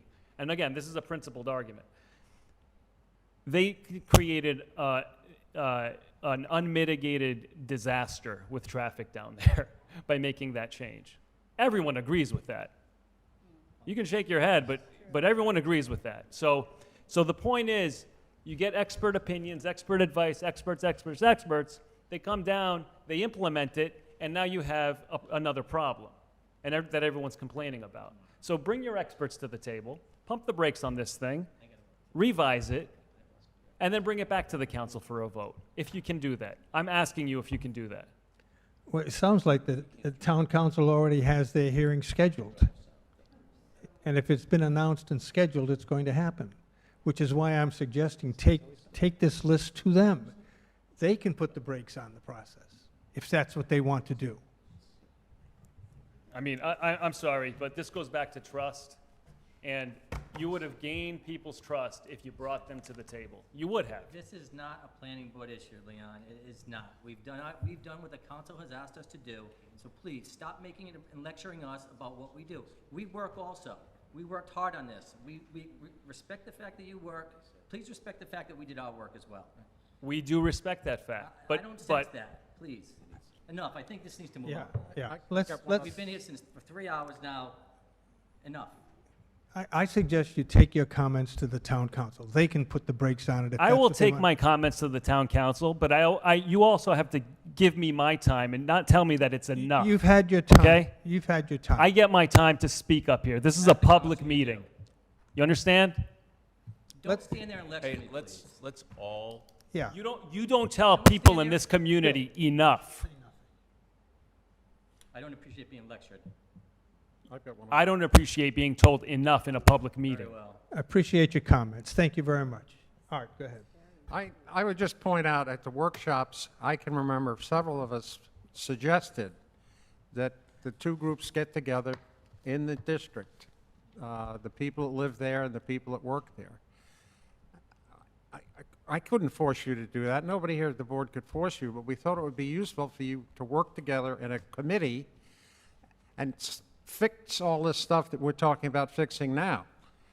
We wouldn't have to wait 2 years to take a look at going back to this document and fixing it. It could have been done then. So I can't come down there and organize you guys or anybody in the planning board, but that was our suggestions in the workshops. So we're going to get it. And what should happen at the council level probably, if they're doing what I think they should do, they probably would continue the item until they get a real good look at the list after it comes through the staff and probably the planning board. But your observations and corrections to the document are important. We want to know about them, and we want to see how they work out in the plan. Some might be changed, some might be taken out. We've only solved 2 little problems here tonight. Signs and hotel rooms. There's a lot more work to be done, I'm sure. But the council's got to play a little bit of role in this too. We provide an advisory opinion to the council 99% of the time. Advisory opinion. Okay? So I think that you make your case up there. Let's see what this document looks like, and eventually it'll work its way back through the evaluation chain again, okay? As Art noted, in our past workshops, the suggestion was made that the business owners form a group to improve their communication and their power. You've done that now. Now you've done it. Take it to the town council. An hour ago. Good idea. Any other comments? Any other comments from the public? I appreciate your input very much. I really do. Even when it's contentious. We get good feedback. That's important.